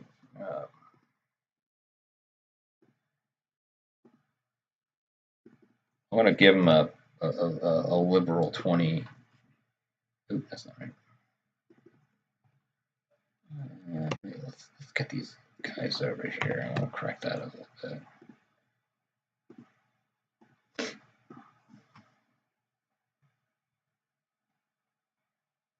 Computer's slowing down because of all the other stuff.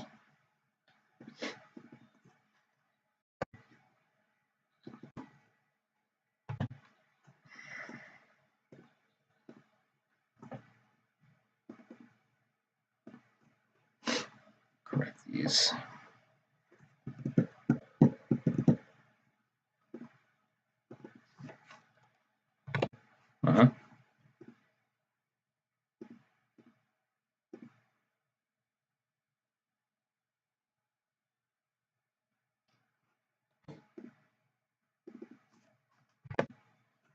This is extremely rough. These standing orders. Let's just see where we end up.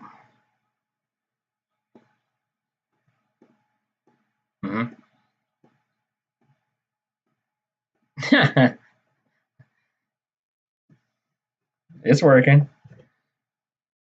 Yeah, I got it.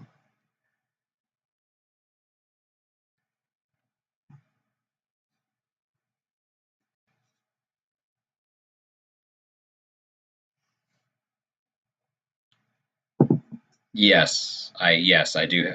I'm sorry. Yes, I do have that problem. I do have the menu problem. And the way you get around that is everything is there. The text is there. You have to kind of like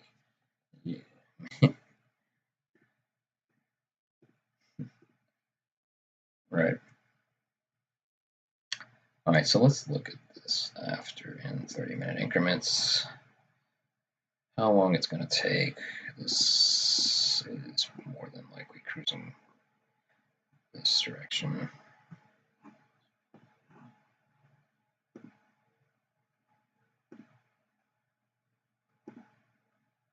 It's a great game. I could not get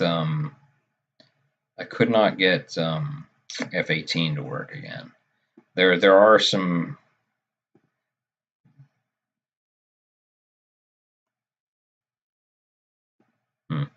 All right.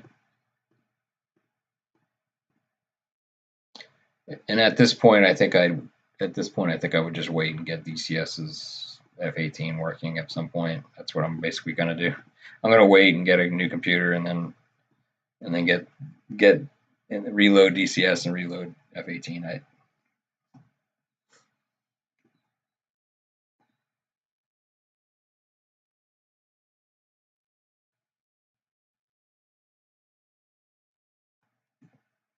Yeah.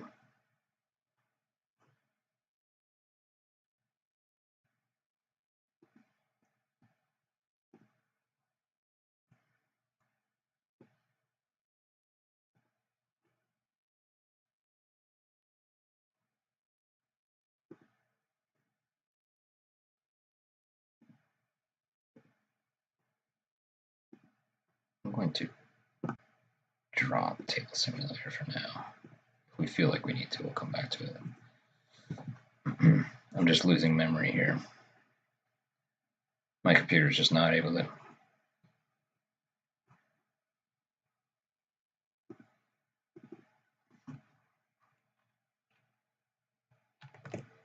Oh, that's a great game, yeah.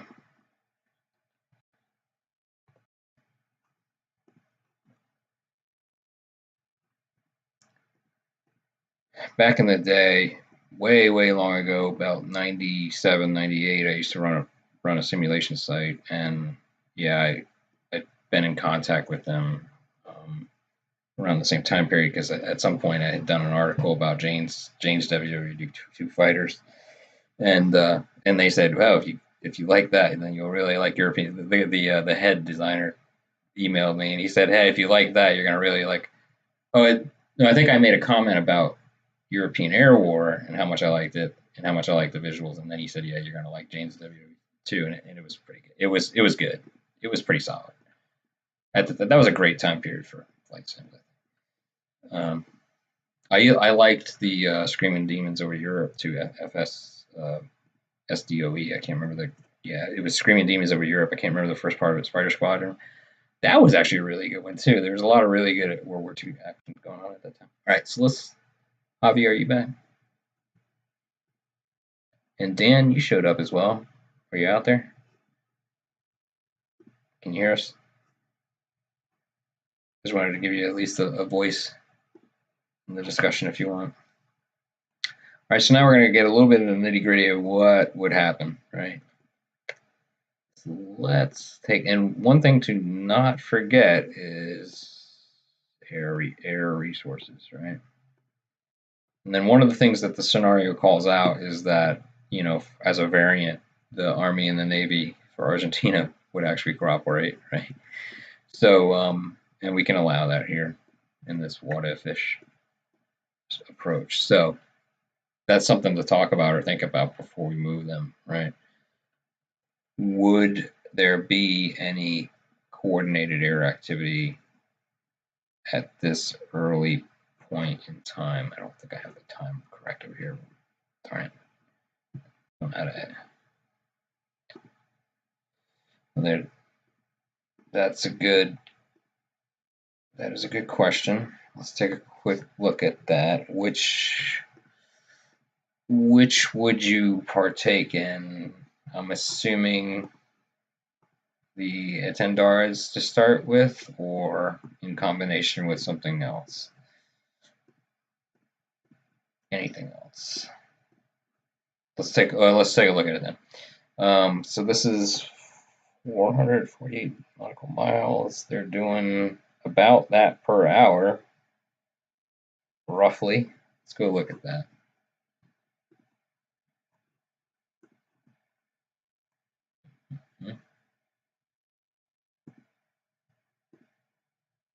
Just taking a look at their cruising speed. Okay, so inbound, they would use their probably medium altitude. That's weird. I don't know if that's accurate.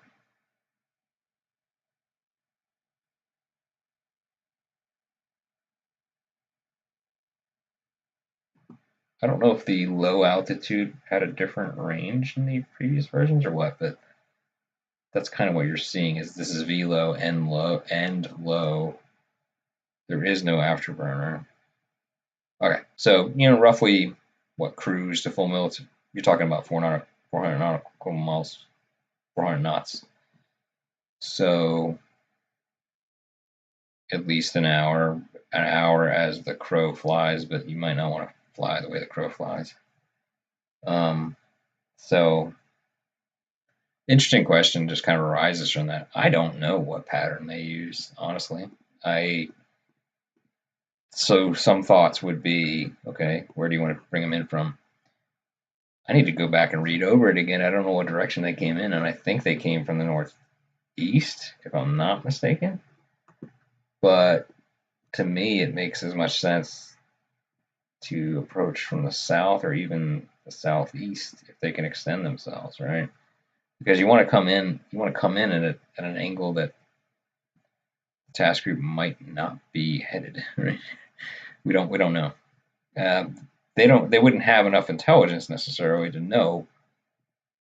They might have a general idea what direction they're headed, right? From satellite information provided by the Soviets.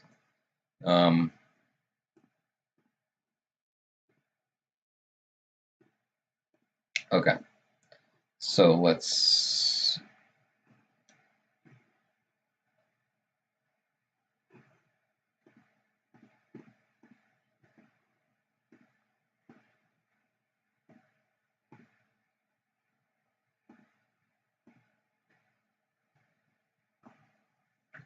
Okay, so what that would mean is when this task force becomes within an hour, I think probably within an hour is a good reasonable rough estimate.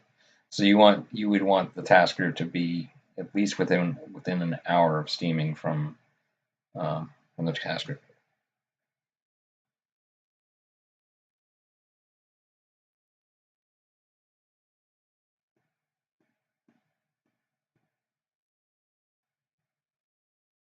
Okay.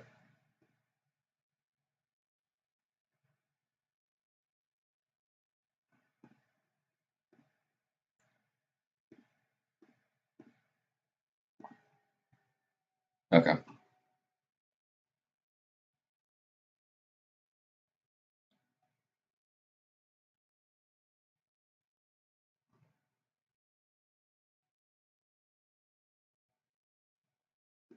Okay, so another question I have is, where would you position your KC-1? I think they were KC-130 fuel tankers. They had two of them. Just very roughly, where would you position the tankers? They would be in motion, and they would probably stay in motion for most of the scenario.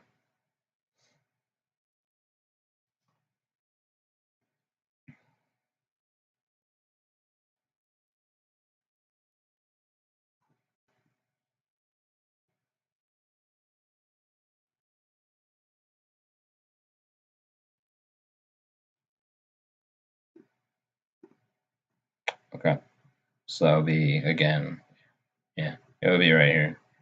All right. Okay, let me just go ahead and put a reference point here just for. Okay.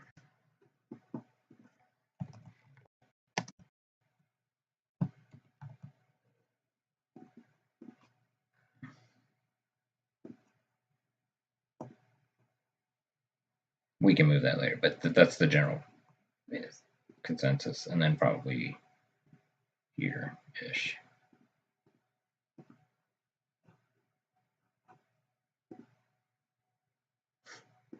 I wish this.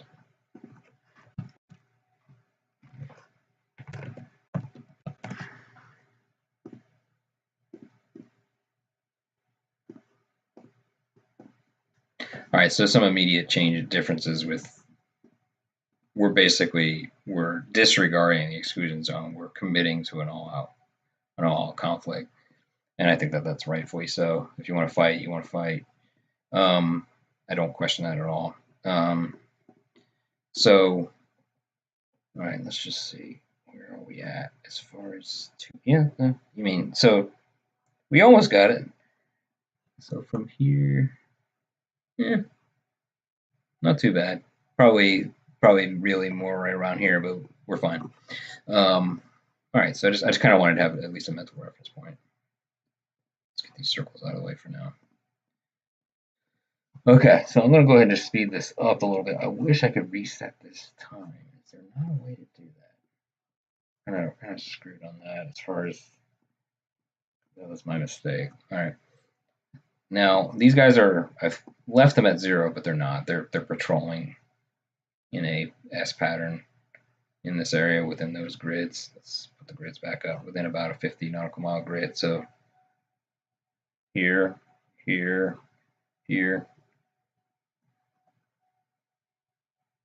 I wish, but no. I mean, each side of these is 50 nautical miles, at least at this range. But then if I go here, then these are 25 nautical miles. So I think that their detection capability is probably more represented here as far as that sizing. So again, we have no early otherwise we have no early warning air systems here. So we don't necessarily know these guys are here. I mean, other than potentially, see, we're not in the later phases of the battle, the conflict. If there's got to be no visuals of these necessarily, unless you have islanders relaying it, possibly intelligent SAS, SBS maybe have been inserted, but more than, I don't know. That's kind of like the luck of the draw, and I'm assuming that these guys are going to be at least probably a good 50 nautical miles out. So exactly. So just trying to think about other out-of-the-box things here to consider before we start moving in. All right, let me go ahead and just save that again just very quickly. Called it the Belgrano North variant. All right, so let's just go forward about 10 hours. See what we get. 1 hour. 2 hours. Now we're getting into what would this guy do? I mean, we're at least 2 hours in. Okay.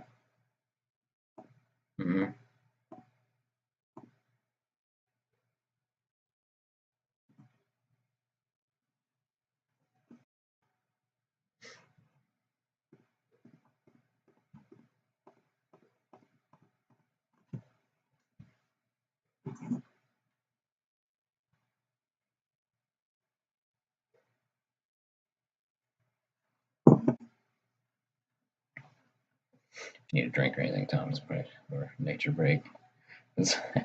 I knew this was going to be a long one, purposely.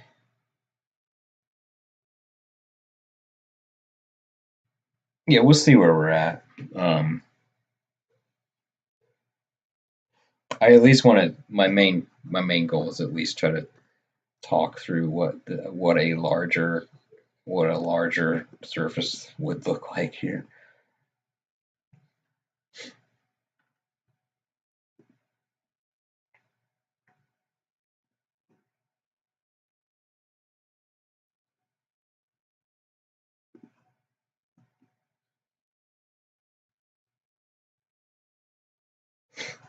I'm trying to think of a subsurface calculator might be the easiest next, maybe.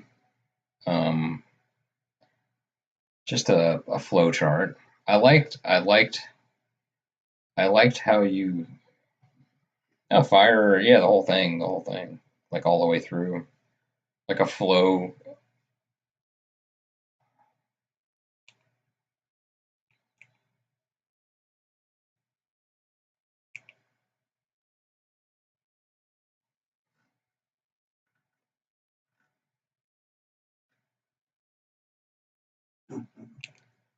Well, right, but if it,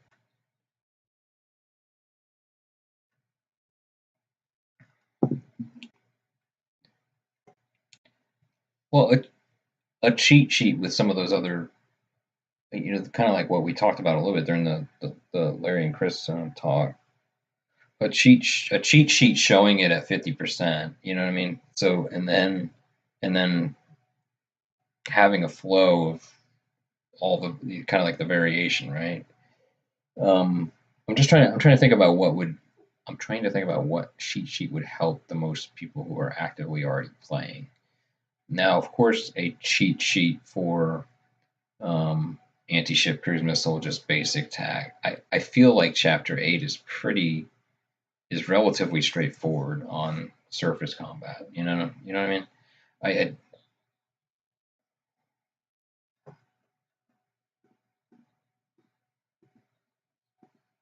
It's pretty straightforward and it's well described, and even, or at least immediately, right? I mean, for completeness, man.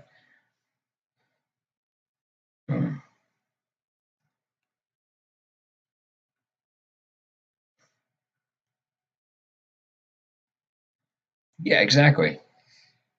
Exactly. Even if it was a flow chart, even if it was a flow chart that,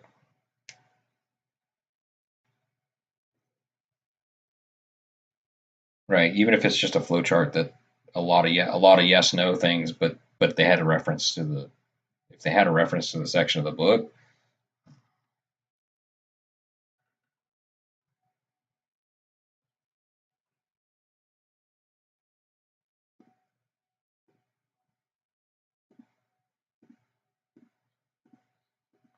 Javier, are you back? Make sure. All right, so some thoughts here, some questions arise. How are we going to screen with San Luis? We don't know necessarily the exact points. We know they're operating in this northern quadrant.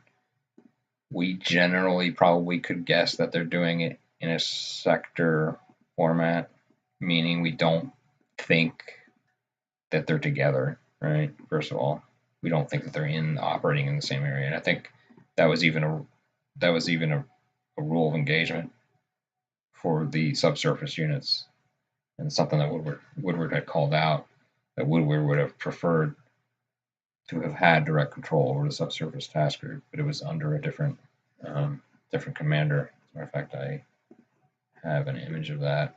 I kind of wanted to lead off with it.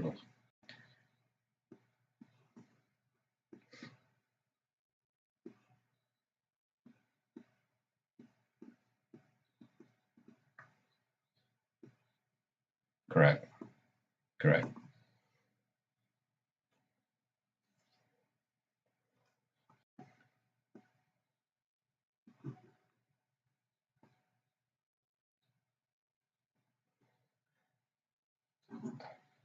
First of all, I think that they stayed pretty significant distance away. But then, how did they maintain contact? This is one of my questions too.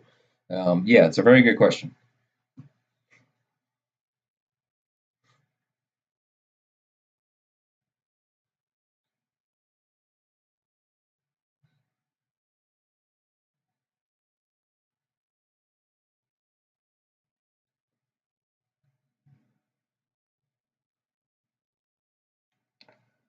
I think so, and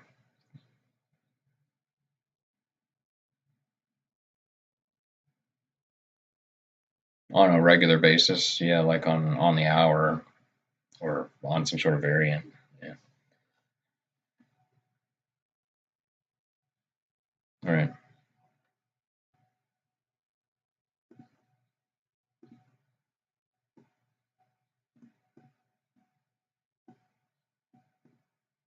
So just to kind of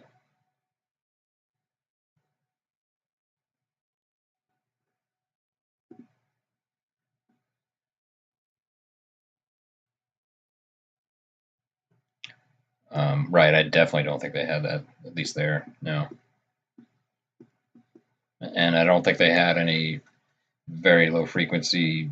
I don't think they had any very low frequency radio stations either on the islands. Definitely not established at that point.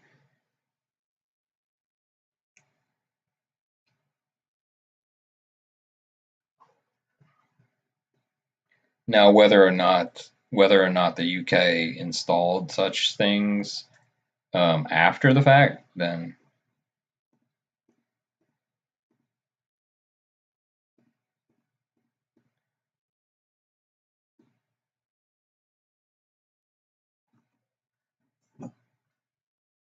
right. Yep.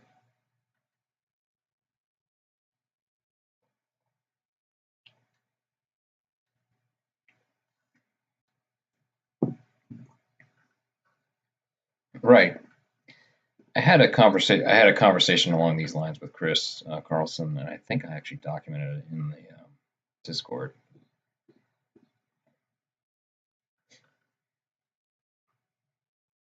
No.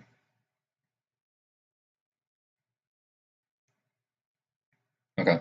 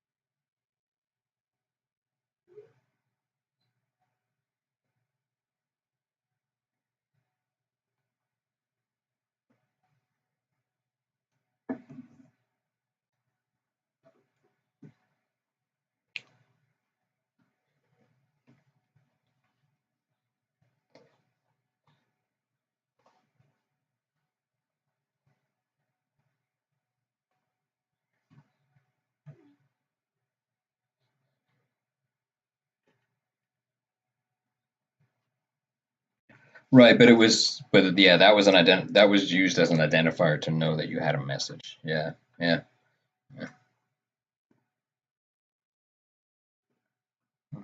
Yep. All right. Javi, are you back? Okay. So yeah, he had, um, so the thought here was that the San Luis would be screening the approach of this group. The this from a judgment perspective, they would not be just they would probably be doing a similar S formation, probably potentially bubble touching like this, in regards to their sonar limitations. Also, convergence zones are available. I think that they called out in the scenario, at least, that there would be no convergence zone in this area. But is this deep enough for convergence zone? That is the question of the hour. And I'm going to need to go look at. Let's go look at. Yeah, let me try to look it up. I'm not going to take too much time, but hopefully I might be able to see the one I used before. This is it right here.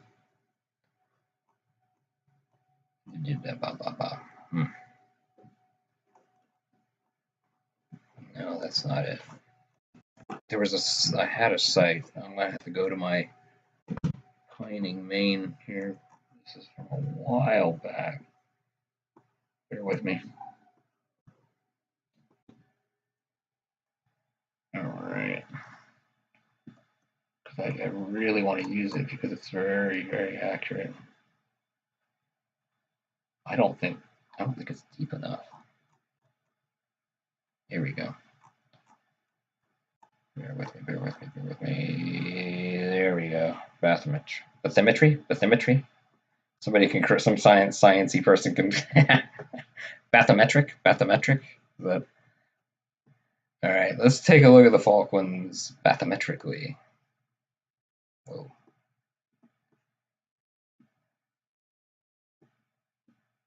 Interesting. Let me just eyeball it. I don't think it's deep enough. Yes, this is the shelf. And that's actually what, and honestly, that's why Argentina claims it, is because they're on there. There's right here, you see that? Yep. Yep. Well, along with other reasons. But let's take a look. We're about right here.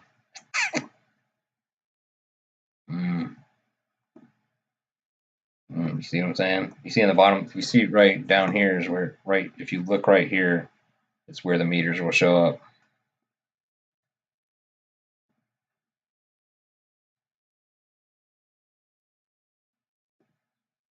So we're talking only, it's not deep enough. Yeah, definitely not deep enough. Meters, yeah. It needs to be 2,000 meters for, yep. Let's take a look out here. Yeah, you won't get them until you get out into this area here. Right here. Yeah, right. So right about here is where your convergence zones are available.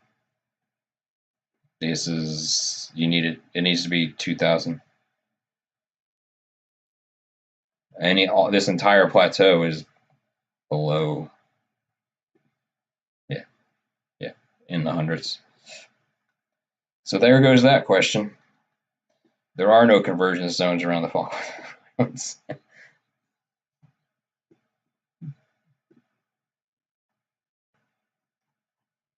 I don't even think you can do bottom bound. I think there's a certain.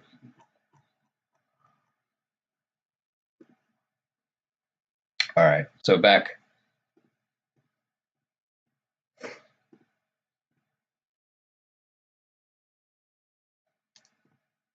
Yeah, I know who you're talking about. Yeah, I know who you're talking about. I know exactly who you're talking about. Yeah, he really, because he is a sonar analyst. I know exactly who you're talking about.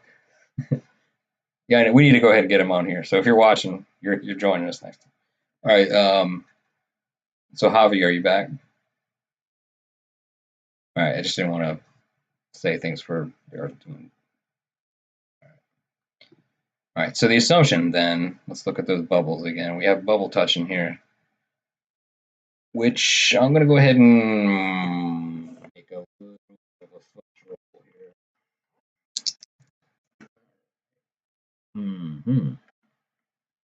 Okay. Hold on a second. Being all dungeon mastery here. Okay. All right, so in a very rough way, I have determined that actually the Argentines have a detection on Splendid. As maybe improbable as it might be, they have detected Splendid. So then the question is, would they attack? I would think yes. So let's modify that. At least they would approach to give them something to think about. Modify that just a little bit. Maybe about a 130. We'll keep it there, but they're going to be loud too.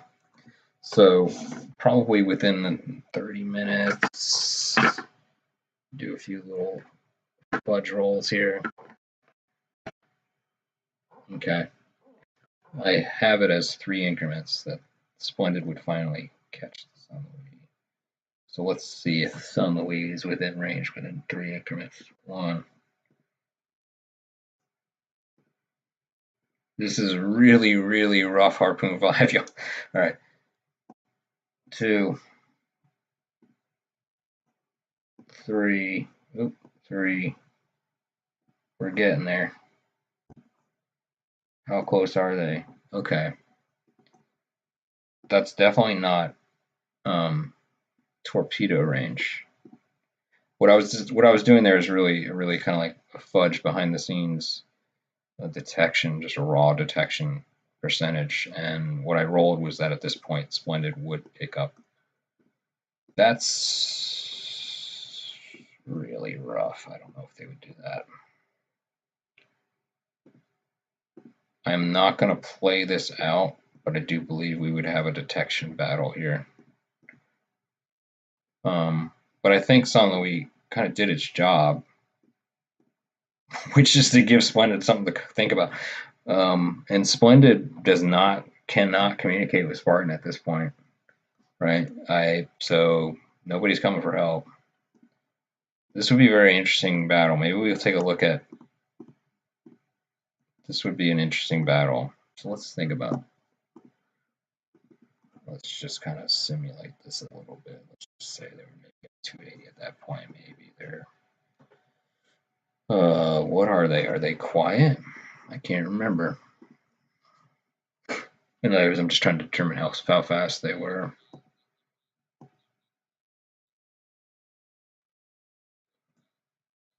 They're quiet.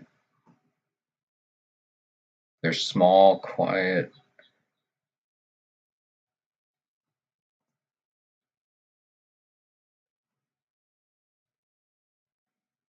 So they have wire guided and Mark 8. Were you on when we were talking about why they would use Mark 8s instead of Mark 24s? Were you online when? Yeah, they.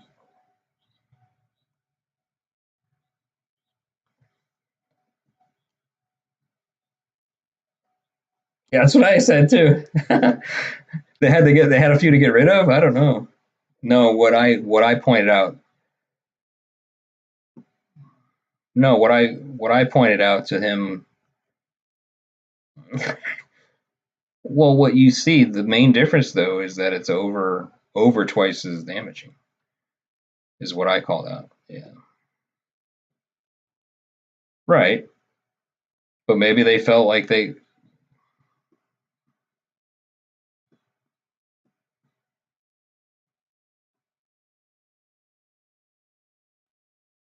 That ooh.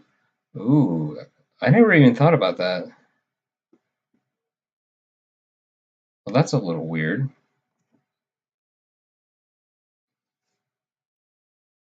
We need to look at that. We need to maybe research that a little bit on the side. Mod 0 tigerfishes were, huh?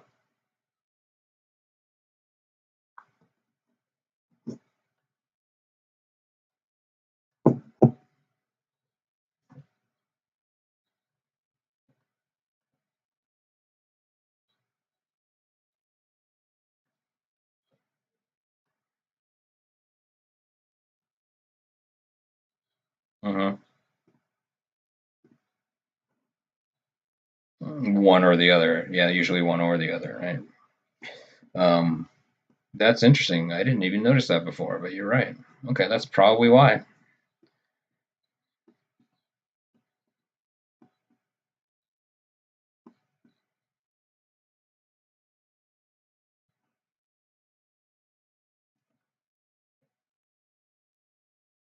Hmm. Oh, by the way, we just saw this and we thought you should hear this. Is the tigerfish, at least according to this, is only usable versus sub. That's probably why. Yeah. Interesting. Something to research a little bit. That's interesting. I never heard that mentioned in any of the documentaries. All right. Interesting. Very interesting. All right. One cool thing. What were we doing here? Okay, I originally said what? Shallow depth for. Okay, so we'd gone a little bit ahead without you, Javi. At one point, these bubbles touched, which is just a rough estimate of when they might start seeing each other. So what I had actually rolled was very well for the Argentines as far as their detection. So they had actually detected the British first. In which case, the way I role played it was that they're going to try to at least screen, give them something to think about, and if not, try to get a solution on them. Yeah, if possible. I'm not going to simulate that right now, but what I'm going to say, I'm going to go ahead and make these guys 0.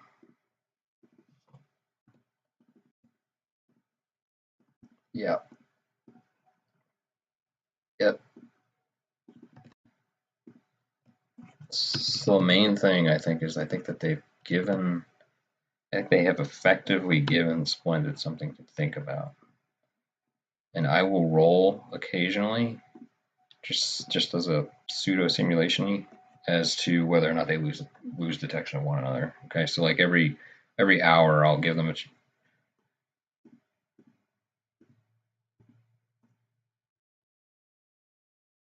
Oh, absolutely. So I think so. What I'm going to do, just from a hand wavy perspective, just because for time sake, I'm going to just roll on the I'm going to roll on the hour, or at least every 30. We'll do it in intermediate turns. I'll roll for a percentage chance that they would get a higher solution from both sides' perspective. Just it'll be very rough for now. So the thing to think about though,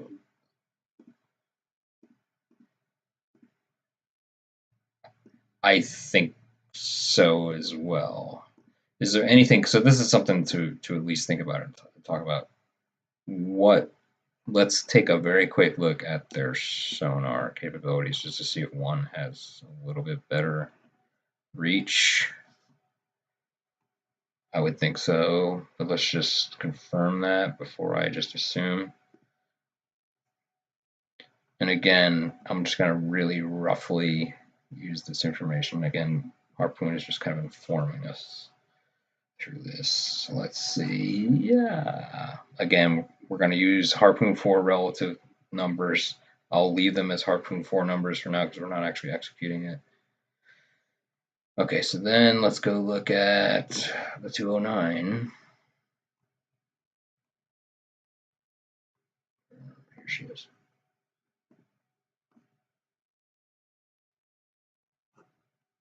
Okay. It looks like they have a good, like half capability, 2/3 capability. Just like, correct. All right. All right. So that's what I'll do. All right. So just again, just kind of spitballing it. That's a very good point. Very good point. They're all quiet. No, it's very quiet.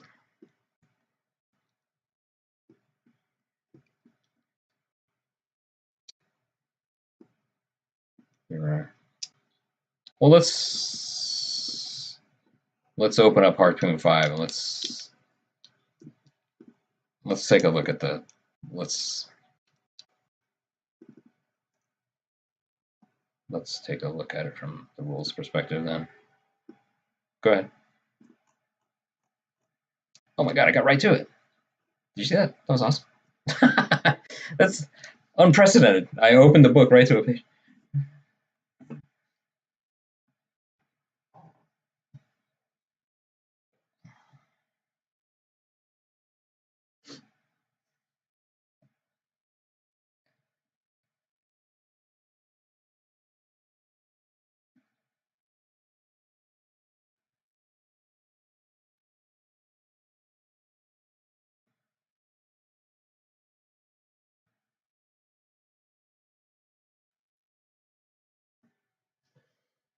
All right,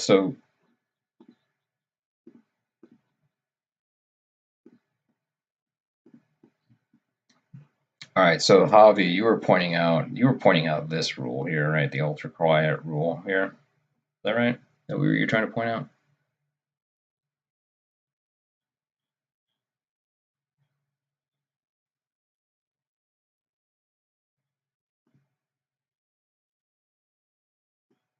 Mm-hmm.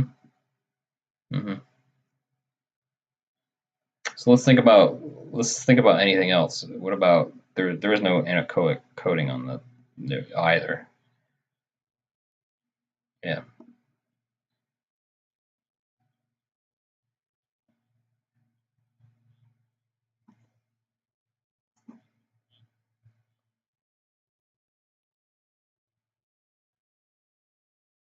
Mm-hmm. Mm-hmm.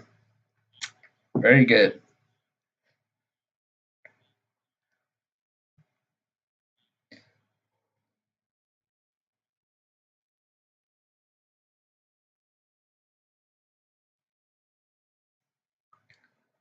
So what I was kind of assuming on both sides is that we're kind of staying at 15 or lower, so roughly 0. So it would probably just in the conflict, the subsurface conflict that's happening right here, they would probably inch into each of these like pluses or minuses, right?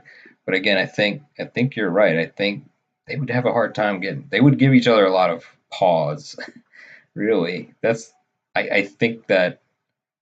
So what I'm gonna roll for really is probably when would they disengage, because I mean, I think there would be a very slight chance of fire. I'm gonna go ahead and roll that right now. Yeah. All right. I've actually rolled that the Argentine does have a fire control resolution. All right. So let's. Yeah, I mean, I gave them a very slight chance, and they got it. Okay, again, we're fudging here, but this is an instance where San Luis has a fire control solution on Splendid. So let's talk that through. At best, what could it have been? Could it have been good or fair? Let's talk about that just a tiny bit without getting too deep into Harpoon 5. What would that? Let's just look at resolution. Yeah, hopefully I'm not. Fire control, I think, is down yonder. Let me go down to fire control. Sorry.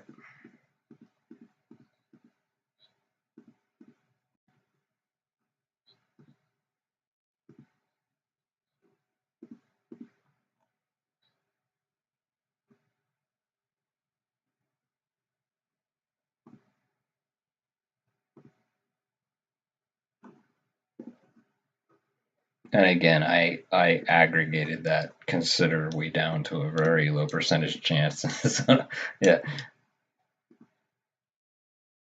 They're both currently averaging 15.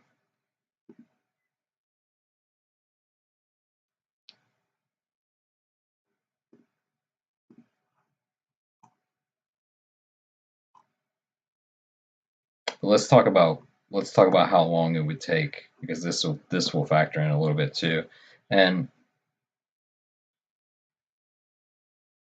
they're above the layer. Yeah, it was that shallow, and I had depicted them at 70 meters, so that actually they would be below it, right? In both cases, they're both below it. That's yes.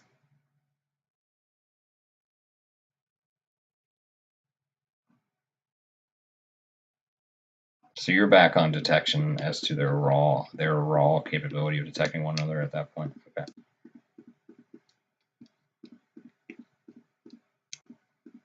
Okay. All right.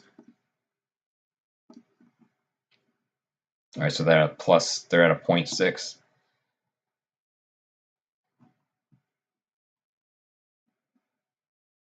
Okay.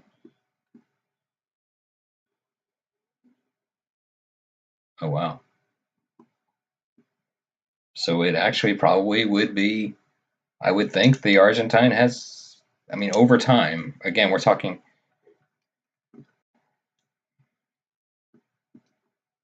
Right. So overall, the San Luis. Go ahead.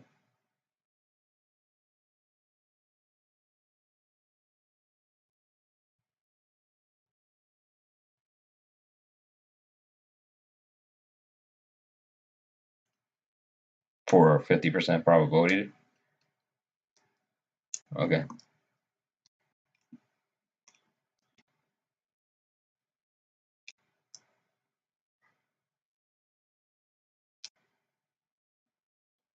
So if they, I mean, they would detect them first. They do. Yeah. But the actual raw probability of them detecting one another is very low. Yeah.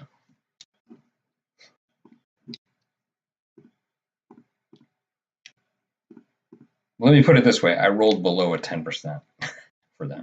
You know what I mean? Which is still, it's still fudging it. But let's just say they found them. But technically speaking, I think.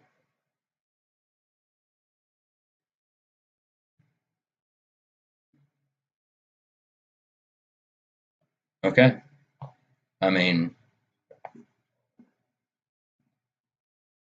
so the main takeaway here is it's possible. It's not probable.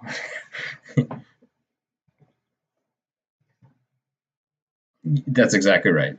Yeah. So that's what that simulates.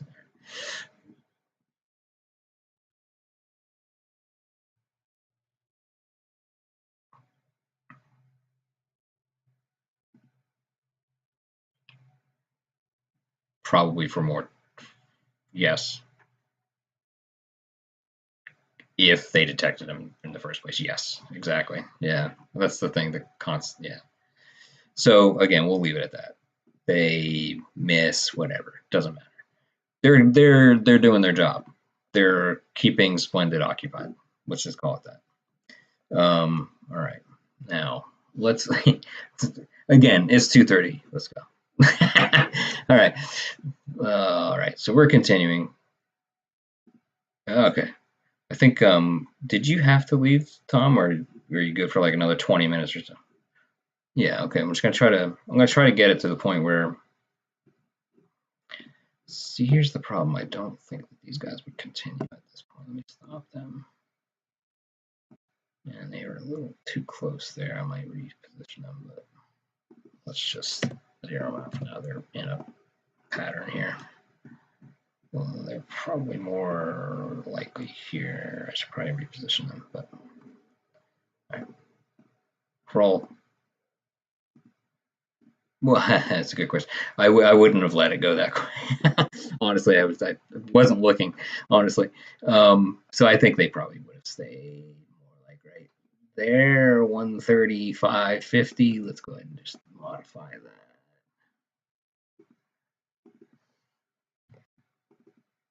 cheat for the Brits. Sorry, that's probably not where they'd be. Yeah, and they're kind of, yeah, I don't know what you know, whatever.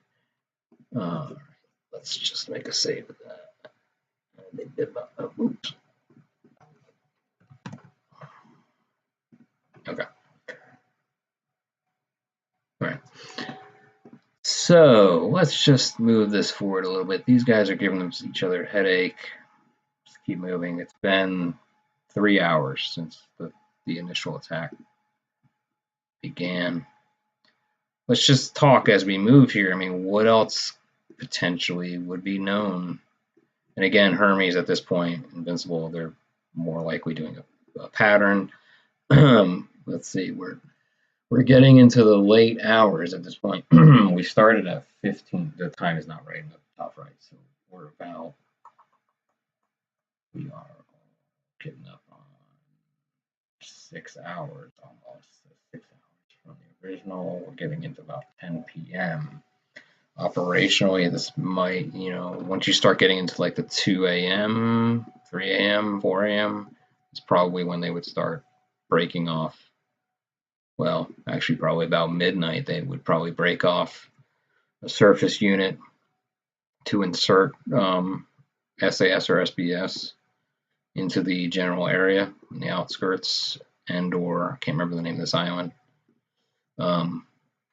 So they're pinned here a good bit, right? There's not a lot of flexibility in where they're moving. So they are open for attack. Now, let's see the distance here. We're at 120 nautical miles at, we're saying 20. So it would take, what, about 5-6 hours to be in. So let's think about how far would it be from here to, okay, that's what we're looking for. We're trying to get to about,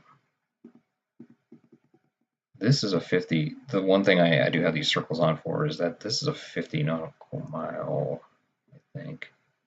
Yes, this is a 50 nautical mile surface radar limit.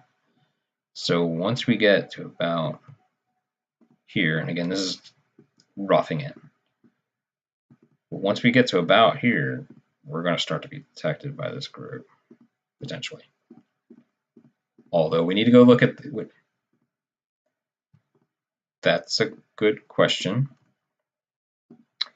I don't believe that they would, but they definitely have pickets that are, right? So their frigates and or destroyers in the front line are likely, well, they're probably about 20 nautical miles out, right about here. And they would probably be turning it on or off. Because if I'm not mistaken, on May 4th, they all had them on, right? At least their AS radars. I think that they definitely, right. So the assumption is that the front pickets are active with AS at least. So we need to consider that. So when would they have an ES detection on that? Something to think about, right? That's a very good question.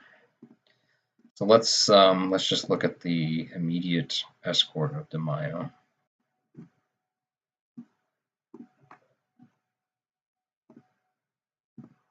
I'll leave it up.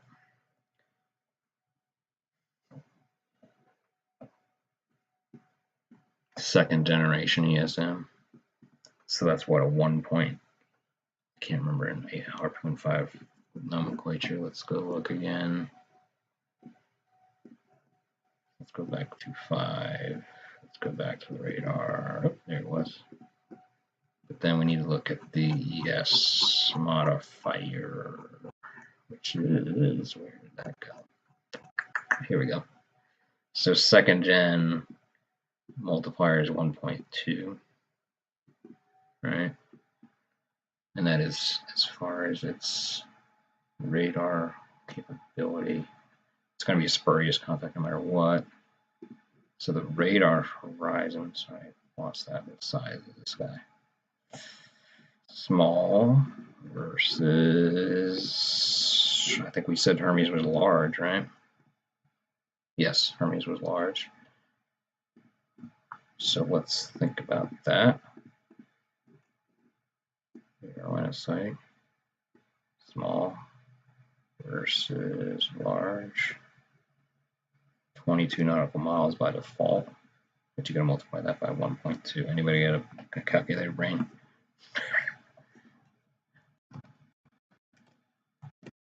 Sorry.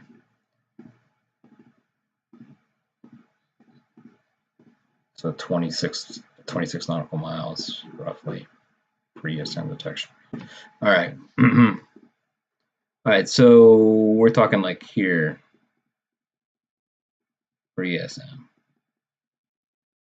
But we're also talking, let's go look at these circles just for a second. So remember what distances I put on.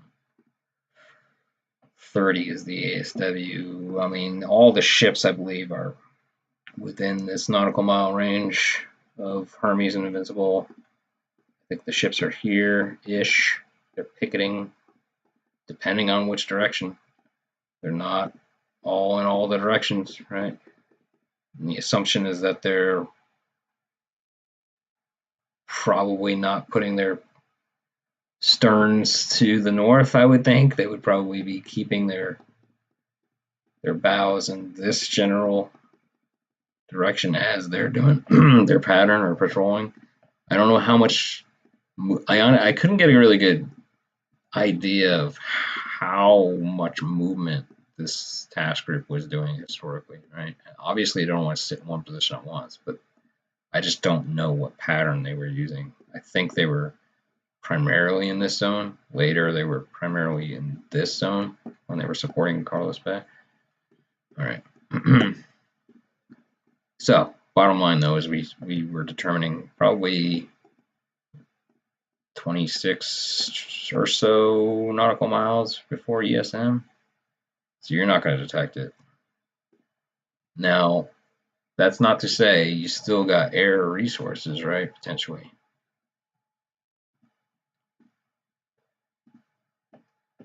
Oh, very good question. And the Mayo does have them. Very good question.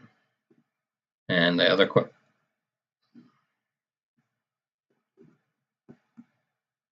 They did, and they would be active, and thereby you're correct. I think that's not the right one. I think you're correct that they would pretty much be rotating that out. Let's take a look at the CV for this.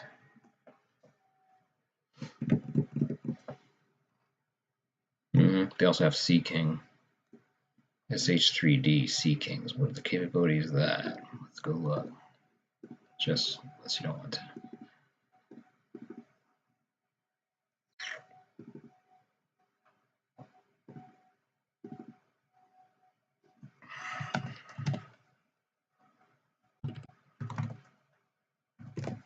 That might have that British. That's probably a British. Obviously, probably British. Here we go. That is in there.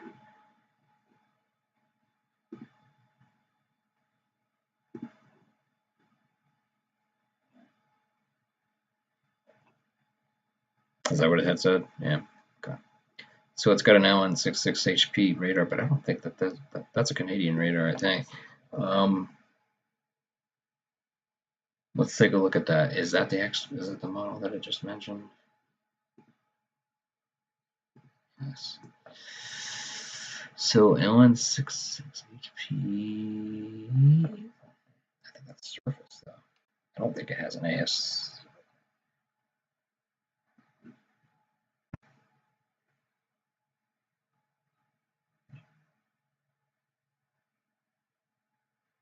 Yeah.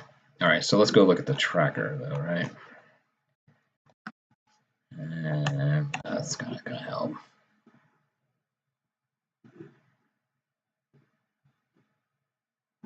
S-2E.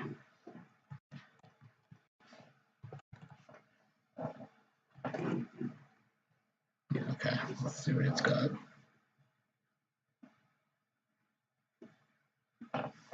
That's probably it, right?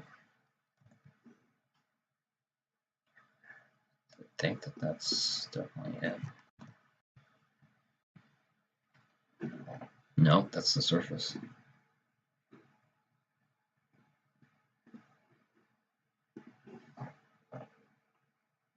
All right, so have we proven that it does not have?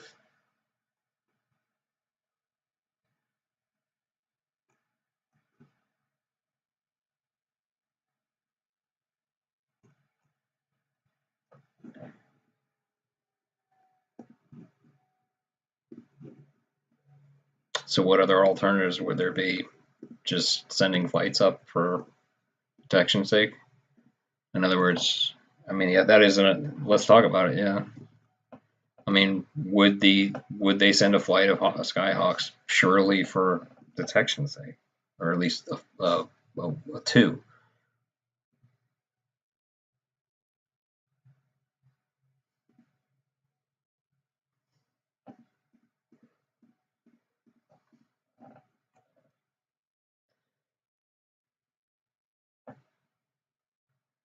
Right.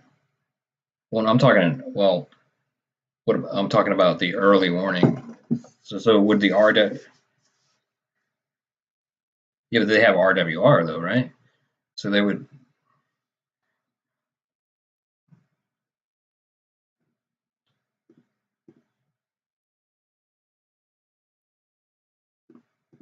certain. Yeah.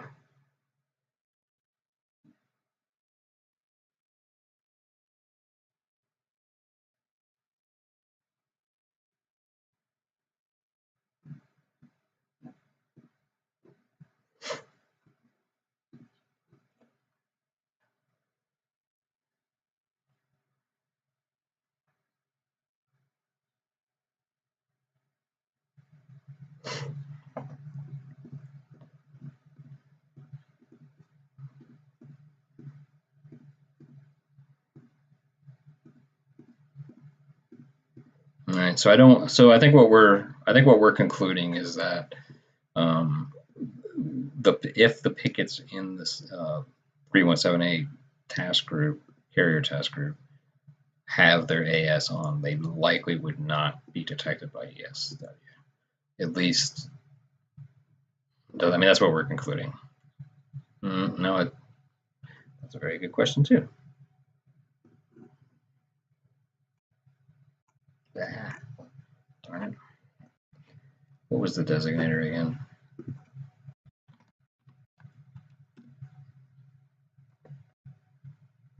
There we go. Yeah.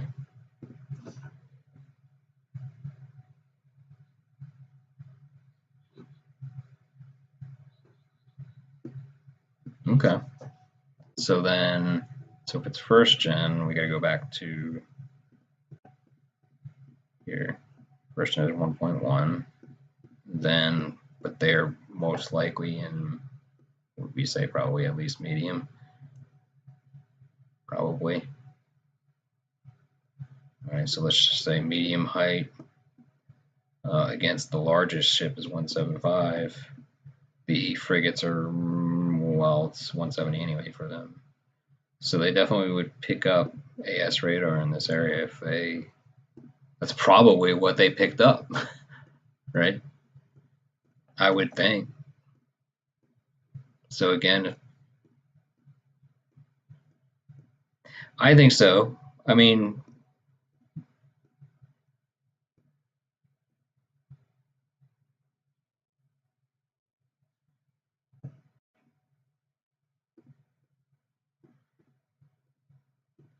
and here's the thing, right? They've moved considerably, and the weather in this area when they were, beyond the zone, I have every reason to believe there would have been enough wind at some point in this well, I don't know how many hours have we done, 6 to 8 hours.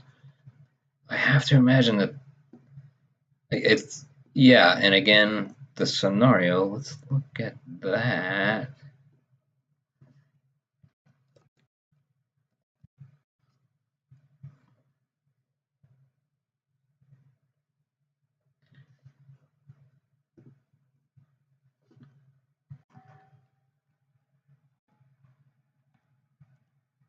right? But let's read that because it's very important.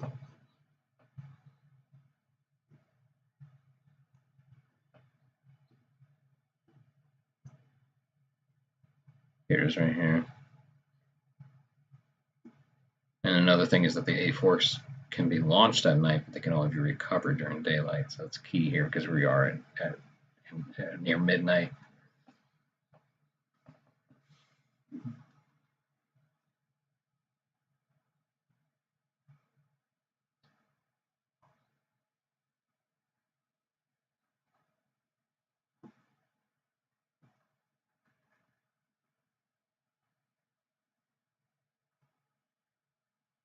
If the wind is less than 20 knots. That is, are you kidding me? With full, yeah.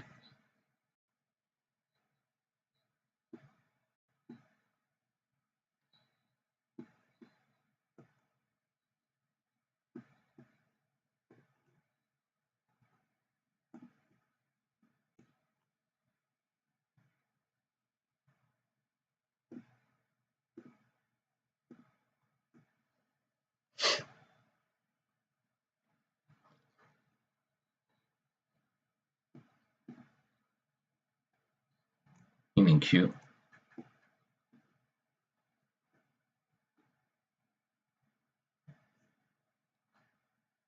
All right, there you go. And then here's this. I like how they did this. At least they gave you the range in nautical miles. So let's see how far we are. So let's just say we. Why not? Let's do it. Let's lob a few bombs, man. They don't have exocet, but let's think about exocet because some of them have exocet. Absolutely. And here we go again. Let's try to find them. Hopefully I get lucky. I think it might not. They don't have any of their own, but if that's what you're asking.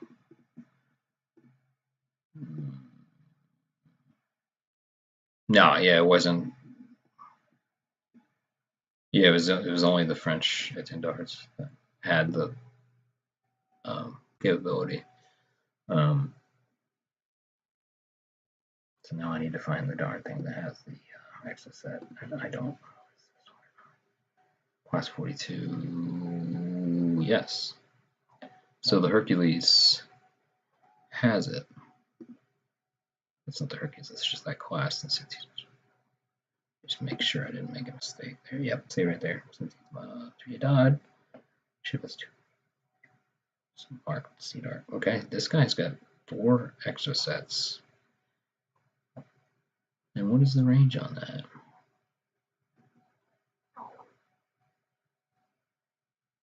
So this is what I don't. All it shows here is the minimum, which is this. What is this telling me here? Maybe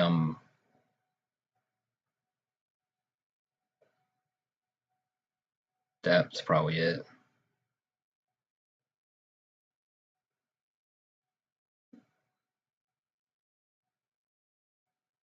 Am I being daft, or is that the max range right there?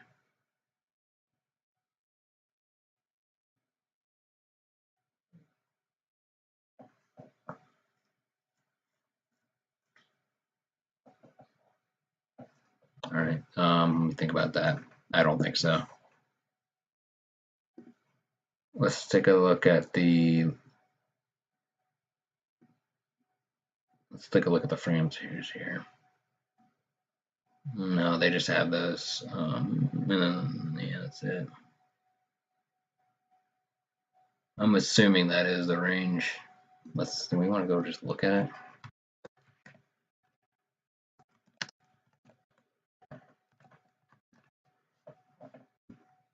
Okay, it's saying ooh, that's got to be modern. There's got to be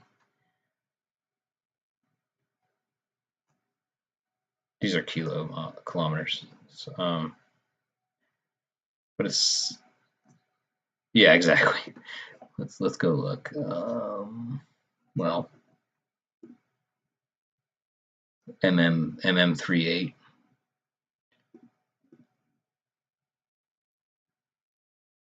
right here.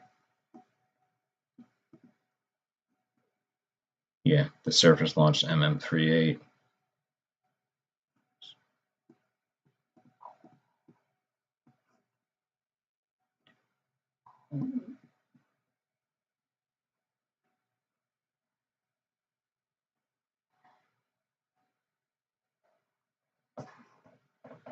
Operational range is, yeah, they're not giving it. I might have to look in command on this.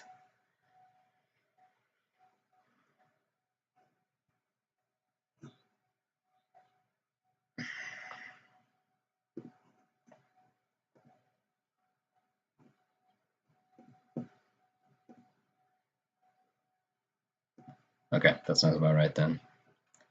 So the escort for De Mayo can fire out to about here. So it's going to take a while. It's not much, but that just doesn't seem right.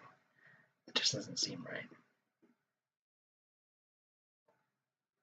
Well, because I know that they fired Exocet from around here.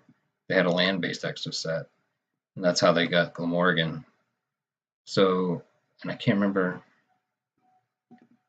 Yeah, exactly. Exactly. Okay. I'll go by the book, just because we don't have any other Exocet of that block information.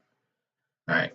So it seems like they're not going to be able to do that. All right. So then, so that's obviously, I think, further than Belgrano's larger guns, right? Let's just look at that for one. I would think so. No, totally, yeah. But I just want to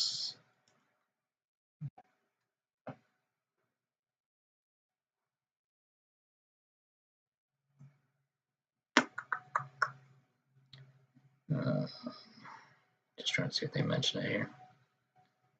Yes, it was the Brooklyn class. Okay.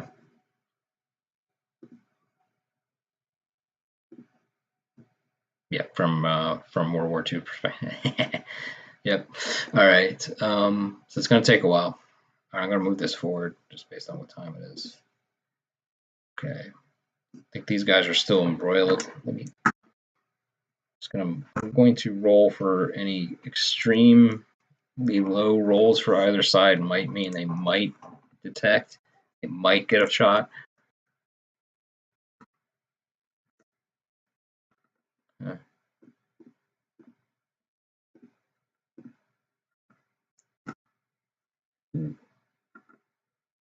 Okay.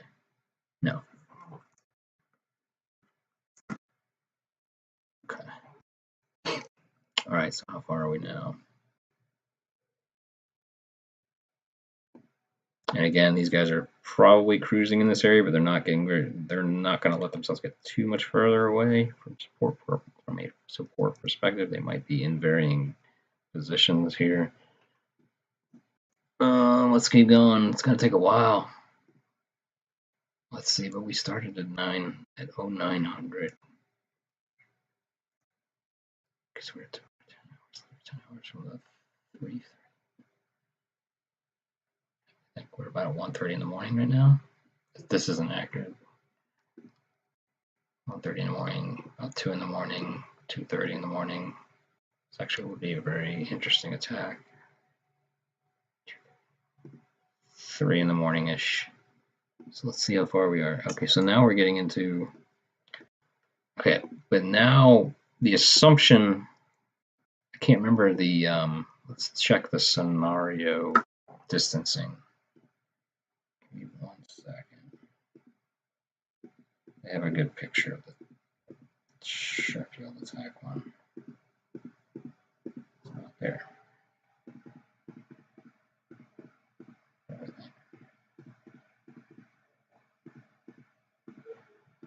Almost there.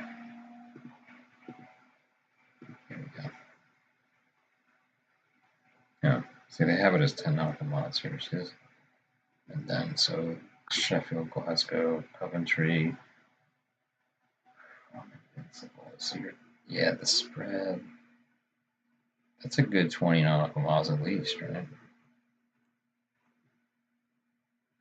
Don't have to get simulationists on it, but at least 20 nautical miles from the carriers. And I think this is set at 30. Yes. So this range right here is 30. This is 20 nautical miles right here. So the assumption is that Coventry is right around here. Matter of fact, let's go ahead and put a surface channel there.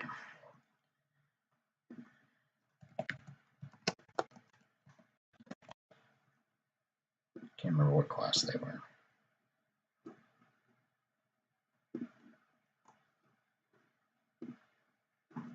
Two.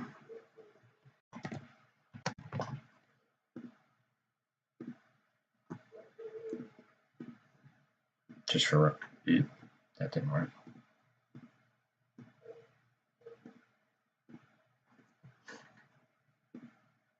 6881. Remember that.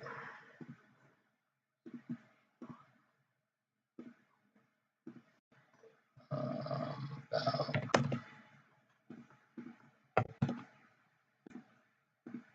all right, roughly there, probably right there. Okay, so let's take a better look.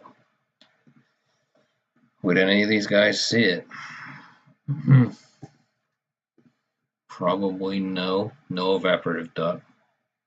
These guys are all, what size are they?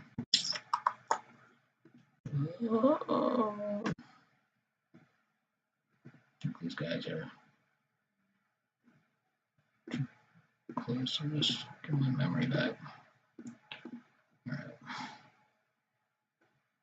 Mostly small, these frigates. So let's go back to Harpoon land. Small versus Type 42 is small.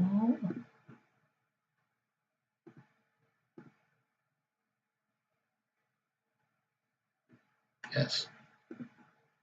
Small. 19 nautical miles, and then whatever the radar limit is from those ships. Let's take a look. At best 16 for these guys at least.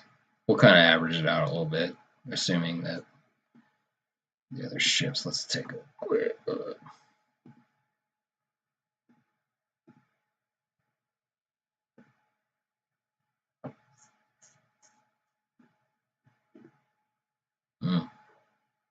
Wow. No, wait a minute. Yeah, it is. That doesn't seem accurate. That's better than the SPS 55. Then they switched this. Yeah. I believe you're right. Yeah, I think these are switched. Yeah.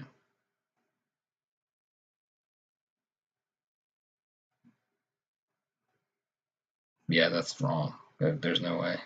I think that these guys.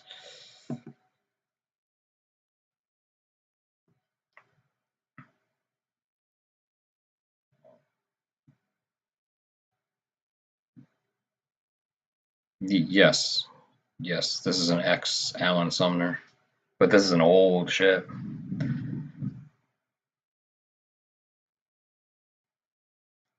Right, but it's first gen. What about its combat system? Yeah. Let's just say on average.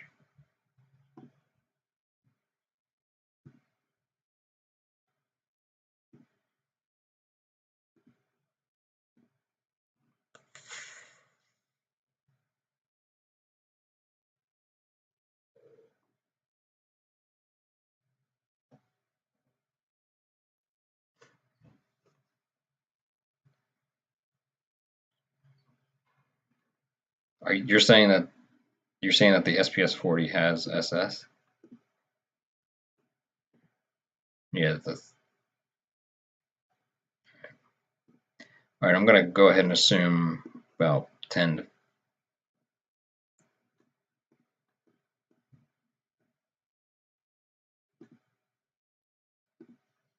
I'm going to assume at maximum roughly about 16 nautical miles from here. All right, well, we're just going to rough it out. We'll rough it out.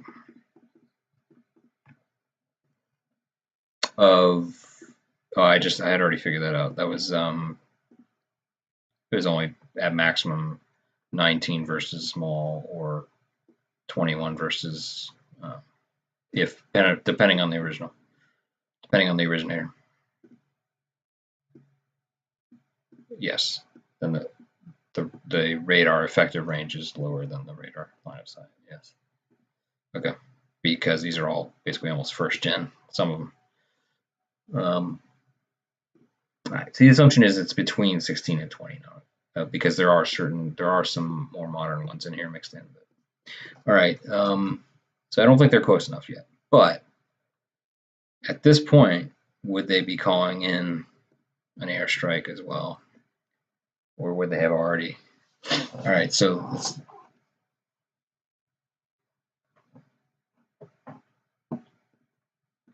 yes, and they would probably just go ahead and load them out. Let's just assume they had to load out light. Let's say they can get off to, let's see, how long is it? These are 30 minutes. I think we might need to go down to 3 minutes at this point. And let's modify these a little bit.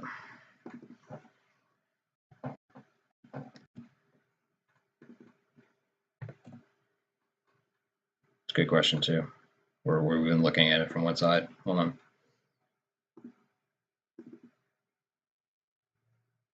They do. We'll look at the Type 42 in a second, and we'll look at its radar.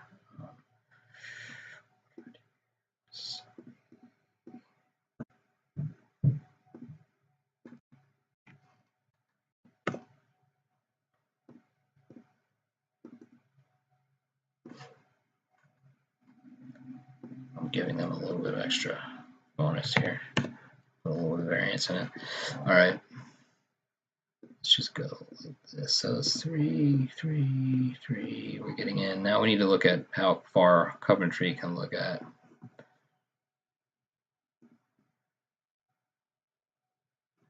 Type 42. This looks accurate. You have 2 different ASs. So as soon as you launch, they'll pretty much get you. As far as if you go active, but you might not go active right away. Not much better. Maybe a little bit better. Not really. Are we? I don't think they would detect them at this point yet. They would detect it. They would detect air launches if you.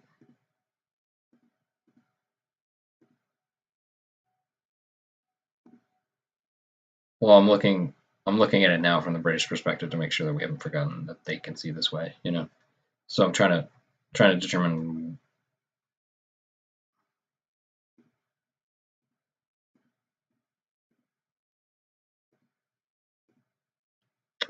from both of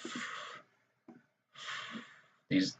Yeah, but this is 30 nautical miles out. Well, maybe 1 point. What is the generation of yes, generation, second gen, so 1.2.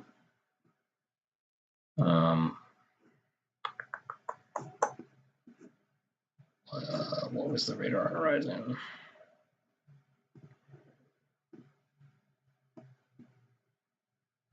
Small to small or medium is roughly 20 nautical miles. 1.2 times that, about 20, 25.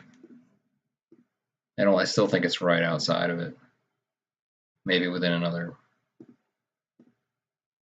here. Yeah, right around here is where they start. They would potentially detect if they're active, right? Which they might not be at this point, because at this point they're launching aircraft, right?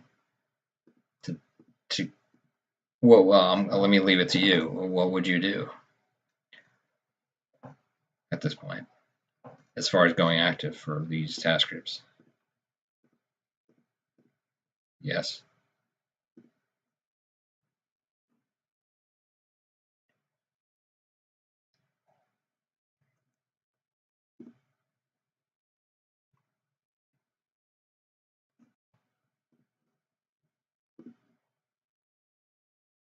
I mean these frigates here.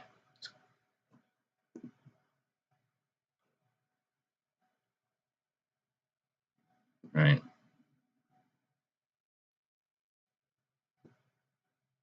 None of them do, but these guys got extras. Oh.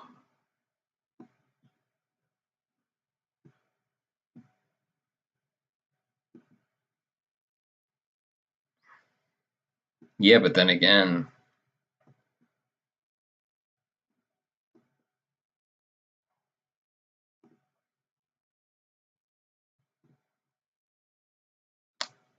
okay, that's fine. All these have extra set. They all have extra set. That's a lot of extra. No, no, they have extra set too. Yes, they never got into a position to be able to use them. Um, Again, here's the UK-42. Maybe not this guy.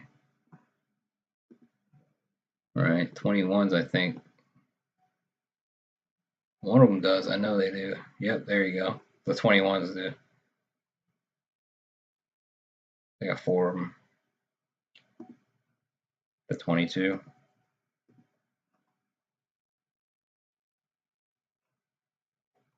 Yes. And again, about a 23 maximum range. They're getting there.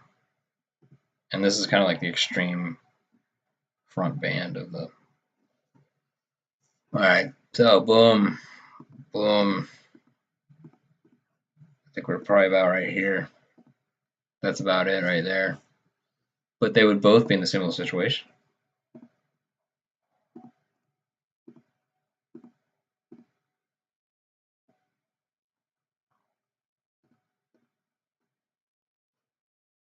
Let's go look at the alacrity was let's go see some other probably alacrity in Glasgow. Glasgow was the same one as Coventry.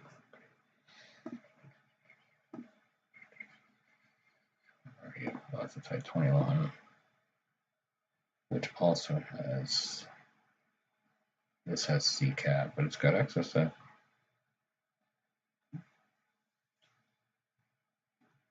So pretty much on each broadside, they could fire 2.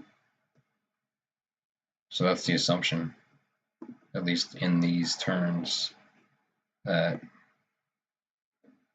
both Coventry and Alacrity would probably fire their extra set when applicable, which would be almost roughly now. But vice versa.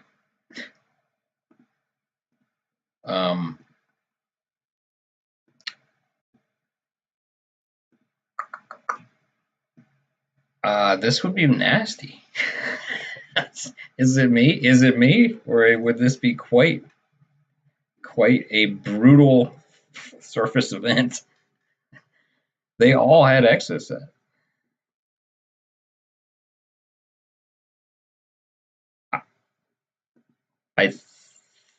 At least in this quadrant here where you're attacking from, absolutely. And let's take another. I think so. And what they did, unfortunately, and fortunately, was they used their, as you can see here, they used their supply ships as missile barrier. So maybe they didn't want. Maybe they're like, you want me where? But later on, of course, unfortunately, conveyor was in about this position and it got hit. So let's see, Yarmouth. Let's just take a quick rundown of the amount of Exocet on hand. So you got like two, potentially, probably Yarmouth and Glasgow would get into range eventually. So you're talking like right here and right here, right here and right here. So you got at least 4 Exocet here, but I think you're correct in that there is a slightly higher ratio based on the fact that you combined forces. Okay. I'm a bit exhausted at this point so, on my end because I've been doing this from about 9 a.m. this morning. Let me save it. I tell you what I'm going to do. I'm going to save this because what I'm going to do is save it, and then I'm going to generate a scenario from this. And then we will fight the scenario separate. I think we're at the Harpoon 5 stage. All right, let's call this H5 ready. Very, very, very interesting conversation. I'm just trying to think, let's try to wrap it up, what we just learned.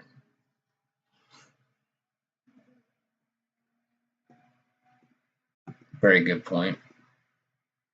And that's what we need to kind of retroactively think about as far as generating the scenario.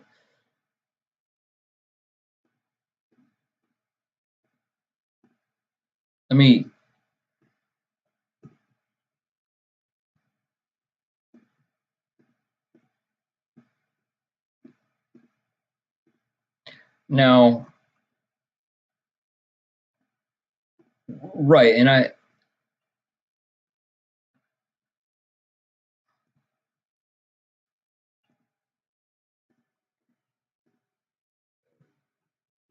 right, that's a very good point. Very good point. Let's take a look at what we have. So all of them have links. Is that correct? Links primarily.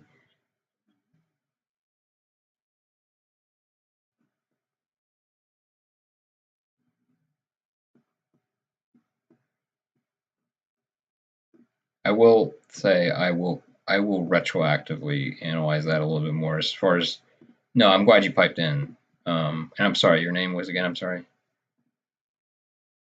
Well, that was Dylan talking. Ah, hey Dylan, how are you? I don't think I've talked to you directly before. Have we talked over voice before directly?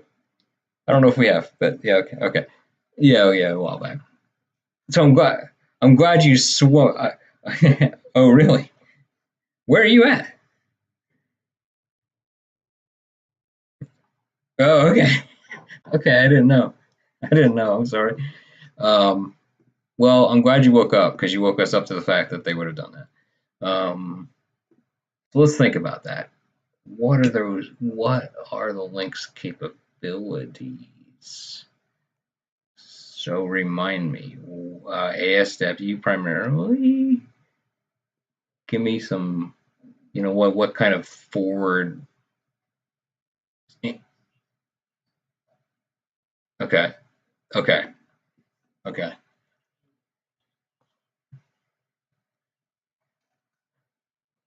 Yeah, there aren't that many that did at that time period, even the Soviets. But I will research that.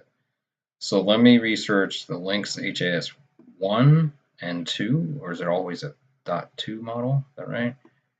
Let me research that a little bit because I totally agree they would have capped themselves.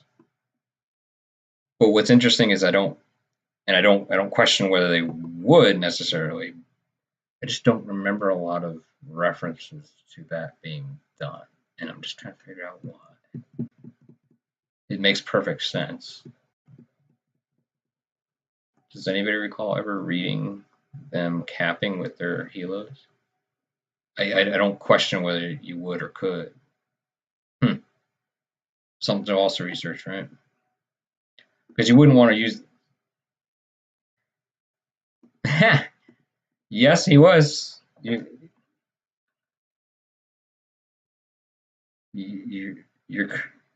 you're right. You're right. I totally forgot about that. Yeah, I thought the crown did. I thought the crown kind of it glazed over it a little bit more than I was hoping. But then, if you watched, I can't remember the Thatcher movie with Meryl Streep, Iron Lady. That has a little bit of a better coverage, I think. At least as far as I think they had some war room scenes and so forth, which I think I've posted some shots about. Very good conversation. Very good talking point there as far as some things to think about there is what would they have known at that point, right? That's something to also consider. So would they have known enough, and would there have been enough airborne grade fuel around to support individually sending links in varying directions for hours on end? How much, would the British task force at this point have been provided information from the United States about this task force moving in? Probably. I would hope. Right. So, right, absolutely. And they also knew that probably from intelligence sources on hand at each of these bases, more than likely, probably, right, as well, right. So I think they had local intelligence sources from either from Britain or from other U.S. covert. Or everybody was interested. The Soviets were repositioning satellites and launching new ones just for this conflict, right? Which I found just fascinating. And again,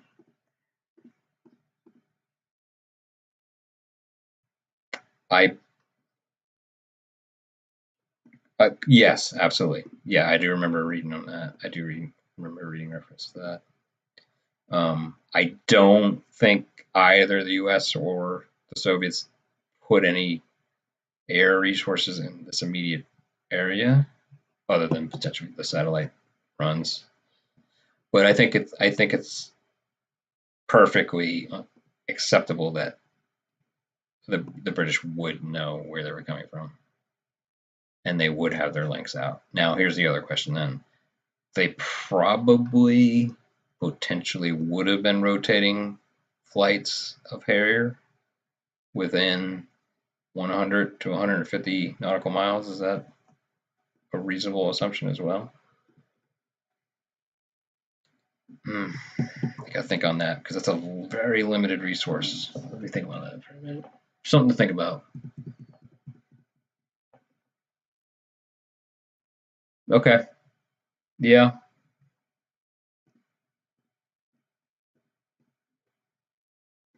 Yeah, absolutely. I think that this is a lot more playable than the full scenario, right? But I think this would be interesting too. I think I'm going to make both of them.